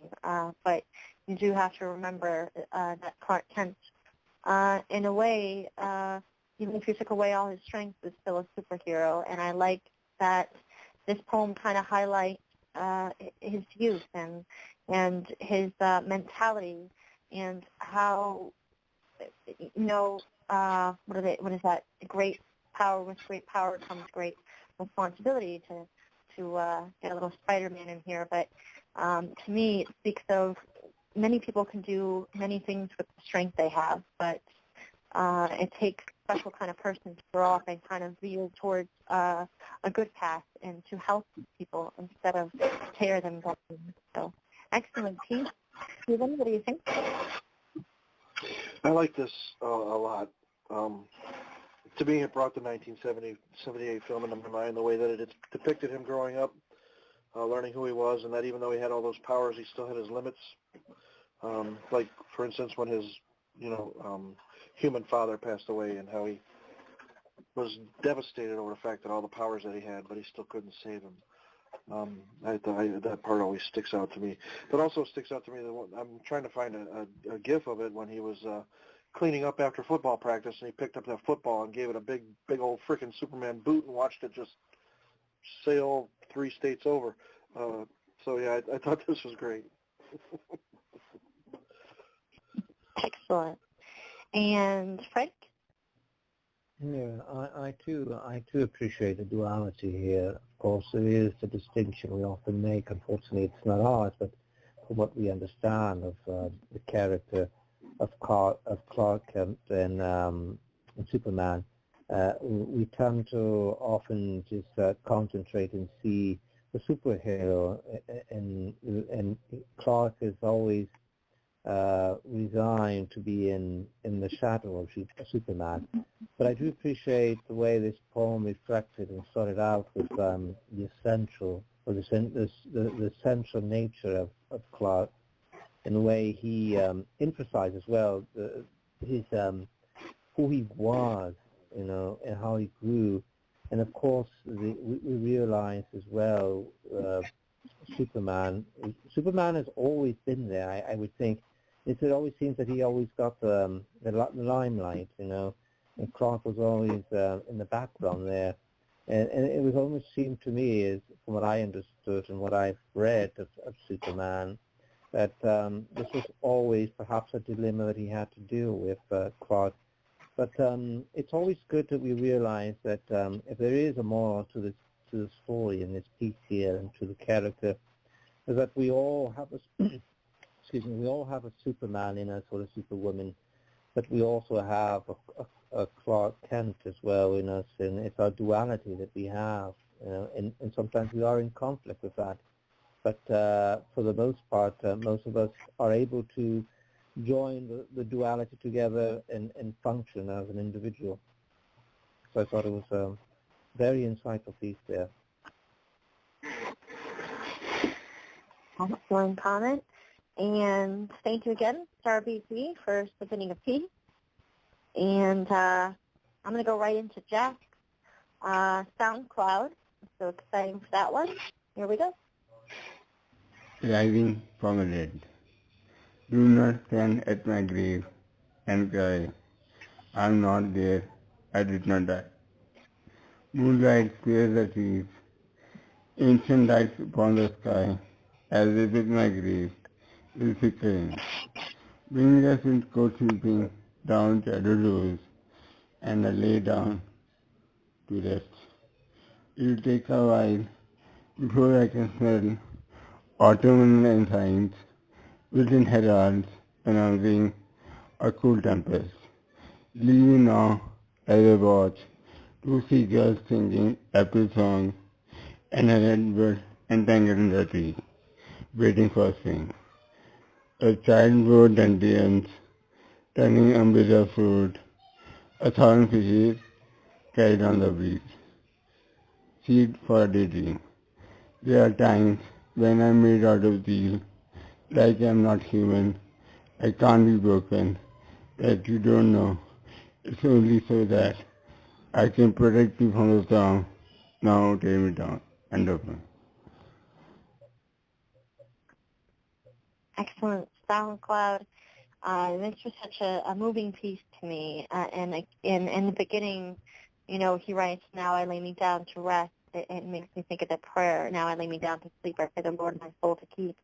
And in a way, to me, because of that, and because of the word and the emotions, it did read a little bit like a prayer. And the ending to me really stood out, was that there are times when I am made out of steel, like I am not human. I can't be broken. What you don't know, it's only so that I can protect you from the storm. And I just think that is such a powerful piece. And I think sometimes we all do that for those that we love. We find the strength for them, even if we too are very saddened or very weighted with our own grief. Sometimes we do find that steel, and by the way, I love that play on the Man of Steel. But we do find that steel and that strength within us to be there for those who need us. And I thought that the way you brought in this emotion and the way that you carried the piece was so beautifully giving to the heart and to the strength of what we can do for each other. Really well done, Jess. Get a comment from Kay? Well, yeah, that was a wonderful read. As I said in my comment, there are definitely great emotions here that speak of finding strength within, strength for others. The close and seals a deal for me as to being there for others when he says, I can protect you from the storm now, tear me down. There's a lot of emotions, as I said, in those words. While bringing in the view of nature to bring great passion of spirit to words. Yeah, I definitely agree with what you said, too. Because, yeah, at the end of the day, we are only one person. We have strength, yeah, and we have strength to be there for others, but sometimes it does get forgotten about that, we too have our own baggage. It's an excellent read. Thank you, Kay. And Stephen? Yes, I'm sorry. Oh, you mean your gift in the room, yeah. That poor guy will never mate again. Anyway, Don't I ask like me. this.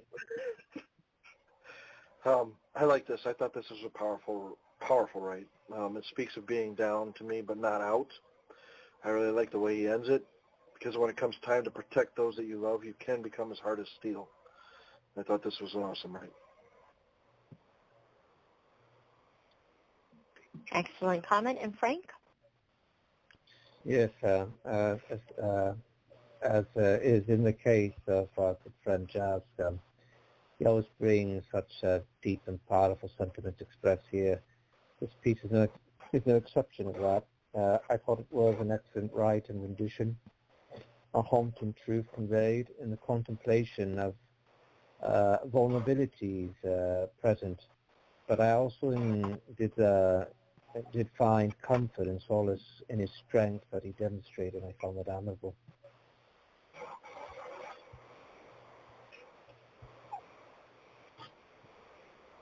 Excellent comment. And thank you, Jack, again for the wonderful piece and for the sound cloud. As always, I really, really love him. And I'm such I a child. I don't know what you're doing over there. I'm such a child. No, I haven't seen it yet. I'm just giggling over this picture of the guy getting kicked in the nuts by Superman. He even gets kicked out of his shoes. I mean, if you watch really close, his shoes are falling up. I think Stephen is in a good mood for tonight. He's going to keep staring at that, and he's going to be laughing his way to bed. Let me see. I haven't seen it. Do you have it up? Did you post it up? Yeah, it's up there. It's in the room. All right. I have to scroll up. Oh, wait up. I see it now. Oh, wow. That's a one hell of a kick there. I would say it's a punt, no? Oh, there he is. Yeah, Yeah, he looks like a young Christopher Reeve. Yeah, I know. I wonder what the guy did to make Superman kick him in the nads so hard. That dude will never have kids.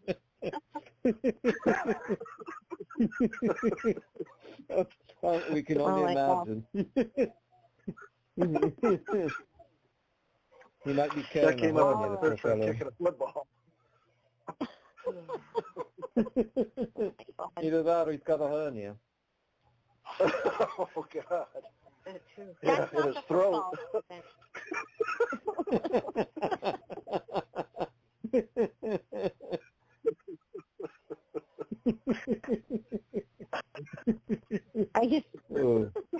Are you guys, are you ready for my gold winner? Yes, Yeah, I am okay. ready to hear Put it. us up. All right. Yeah. It's very good. It's very good. All right, here we go. Gee.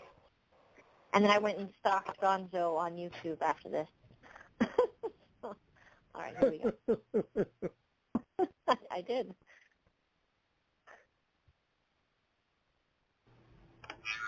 You are now accessing the Fortress of Solitude's archived memory banks. From what subject you wish to learn? I am sorry, you have selected an encrypted file. Please choose another. What would you like to learn, Mr. Wayne? You have selected Ancient Krypton. Warning, archives incomplete. You have selected Doomsday. Experiment number 7034. Another failure, but still another success. The lifeline of this creature has been extending exponentially for several dozen tests. We seem to be coming close to bioengineering a near-perfect being. Flawless in power, speed, and agility. Nearly impervious to all physical harm. Nearly. Careful. We can never be too careful. This will be my greatest achievement. This will help save the universe. I dare to dream no more. Audio log 142-J. Hello, son. It's wonderful to see you again looking so well. I know these past few years have been increasingly difficult, but I assure you, all of our sacrifice will benefit every being in the cosmos. It pains me to send you out there, to push you to those limits, but in every death we surpass another obstacle. It hurts me as much as it hurts you. No, Father. You do not know me.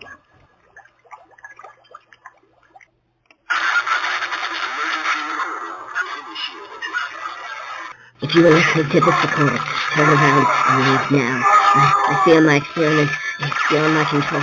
He's decimating all of our labs. He's killing all our people. He's eating them. I know he's coming for me. I can feel it. We gotta break! We gotta break!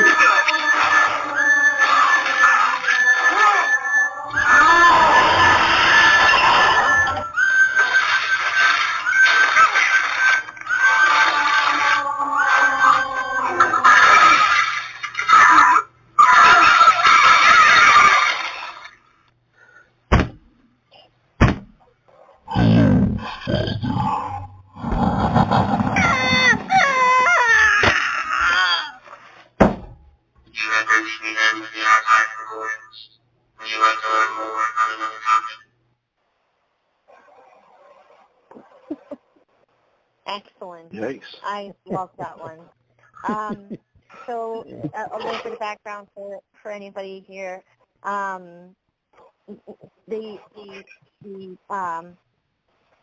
The character he's referencing here is an alien scientist who operated on the planet Krypton, and he sought to create an ultimate life form, and he did lots of experiences, and ultimately did some biogenetics on Doomsday that made him a little bit more than what he was. And I liked how he did his voice and how he did like a video log of perhaps what if there was a video log made by his character, what it would be like. I loved how he went in with the theatrics. I thought it was incredibly creative and inventive.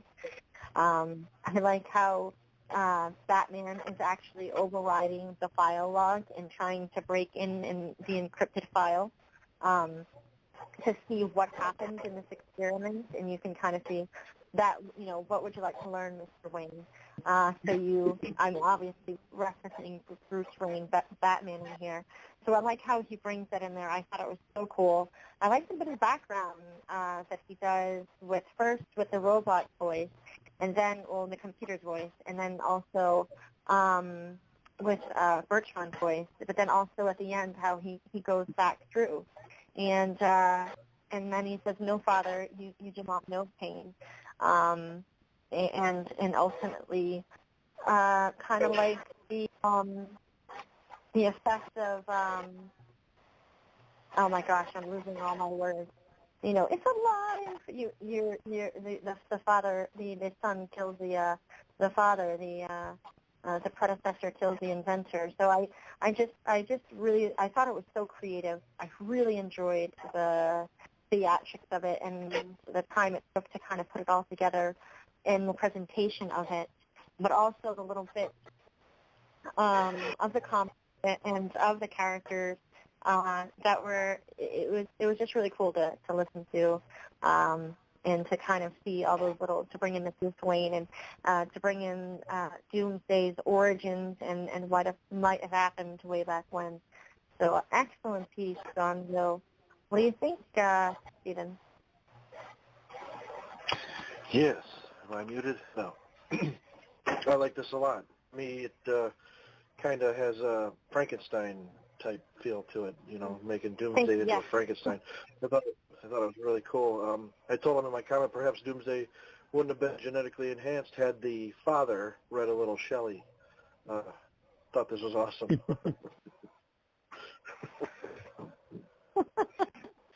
Excellent. And, hey. I have to agree. Going into tonight, there's not much I know. But what I do know is, this is my second time hearing the recording, and I could definitely tell a lot of time was put into the audio with all the sound effects of different voices. I know that, computer technology helps to aid that, but it definitely takes time to do. So, he definitely, with this audio, with his he walked himself into the gold very easily, I think, because he definitely brought something tonight that's different from all the other rights. It adds more of a personality to the story, bringing everything to life more so. The read was really off the hook. It was amazing. Thank you, Kay. And Frank? Well, first of all, I have to say, I've done studio. This is really, it's remarkable. It almost seems that he was able to get a few technicians, but I would ascribe to the theory that perhaps he is the one who remarkably did this job here, this task. It's not very easy. It's just what Kay had alluded to. It's extraordinary that although the piece is not that lengthy and it's not a short story, nevertheless, it's still impressive that he's able to use all of this ability, all of these pieces together, technical pieces here, to be able to produce this soundtrack here, the SoundCloud. And I thought it was very effective. I'm going beyond the references here to the poem, because I found what I found more impressive was the way he constructed this piece here in the time format as well, and to be able to be effective, because this is not really simple at times when you try to introduce different elements into a recording. It does take a lot of practice. It does take a lot of practice, and I don't know to what extent he had to take several takes and over to perfect this, but the outcome was without a doubt extraordinary there, and I do commend him on this effort here. It was a monumental task. Thank you, Frank. And yeah, excellent piece, and he did indeed kill him. So it was very true to the that was deserving of a gold medal. Event. It was deserving. Yeah, I would Gonzo, for future reference, I would love to hear on a different topic. Any topic is fine. Always feel free. I want to give my thank yous here real quick. I want to say thank you to Kay Stephen, Wayne, Brad, Salwa, Boone, Frank, and then the people that did Betty Page, Emma, Moon Jade, Star BG, Jeff, Grant. We are all Gonzo, and then also a shout out to Laughing Soul and Tila, who were out on the floor hanging out with us and sharing some fun earlier in the show. I appreciate you guys all spending time and speaking out and talking about Superman and Doomsday, and it's a lot of fun. Yeah. Yeah, it was a great Always a pleasure, my friend. Yeah. I'm gonna Do you know what the step title of over that there. movie? Go ahead. I was going to say I was title going of to step over there for a bit with Harold. I'll see any of you if you go over there for a bit. I'm going to head over there for a little bit, too. My closeout music is going to be a little different tonight. I'm going to go off the grid a little bit, and I'm not going to close out with the Superman theme. I opened with the Superman theme. I'm going to go off the rails a little bit and play a little something for you. It's by FM84, or Cole Bennett, a music producer from Ayrshire. I hope I said that right. Scotland, currently based in San Francisco, California. He self-produces, and in his words, his FM84 is a love letter to the 80s. Music that captures my childhood, love of music, movies, soundtracks, and synth pop. And he self-released a debut album in 2016 called Atlas, and it is available on iTunes, Apple Music, Spotify. I would highly, highly recommend, especially this crowd right here, I would highly recommend checking him out, because he brings the 80s back, and in such a beloved way in this series of music, and it's new. So if you love those 80s, I mean, I know Kay is a big fan of The Breakfast Club, and I know we've got some 80s fans, film classics here. I would definitely recommend checking FM84 out, because it is just absolutely wonderful. And this song is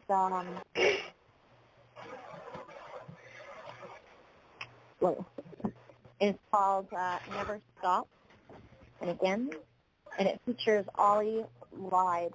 So are you guys ready to kick off a little bit of the sound of the 80s? Yes. Yeah, go ahead. Now that I just pumped you guys all up, okay, here we go. I can't find any of my buttons today. Okay, here we go.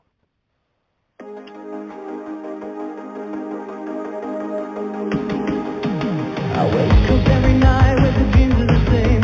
They come by my bed with a different face. They can drag me to surrender, I won't change. Chase them like a car without a hand on the wheel. Crash into my heart and I got nothing to feel. And I raise my hands and the daylight breaks the chain. All I wanna know is, are we back now, fighting from the same side?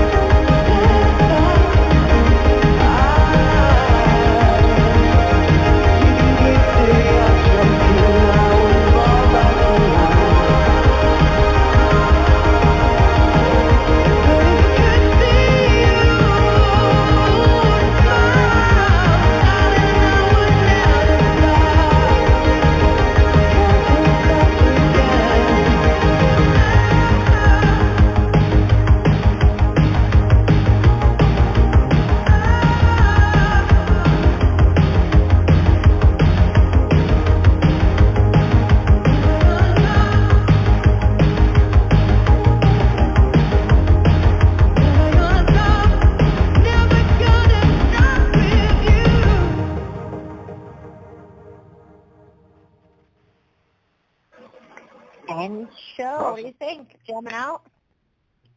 Oh, that was great. It had an 80s soundtrack type vibe to me. Yeah. Something they'd play in the Breakfast Club. But it was made in 2017. Brilliant. Yeah, pretty cool. It is. All right. Well, thank you That was guys. great music. Thank you. All right. I was like, I'm going to I'll show leave up. you guys to go.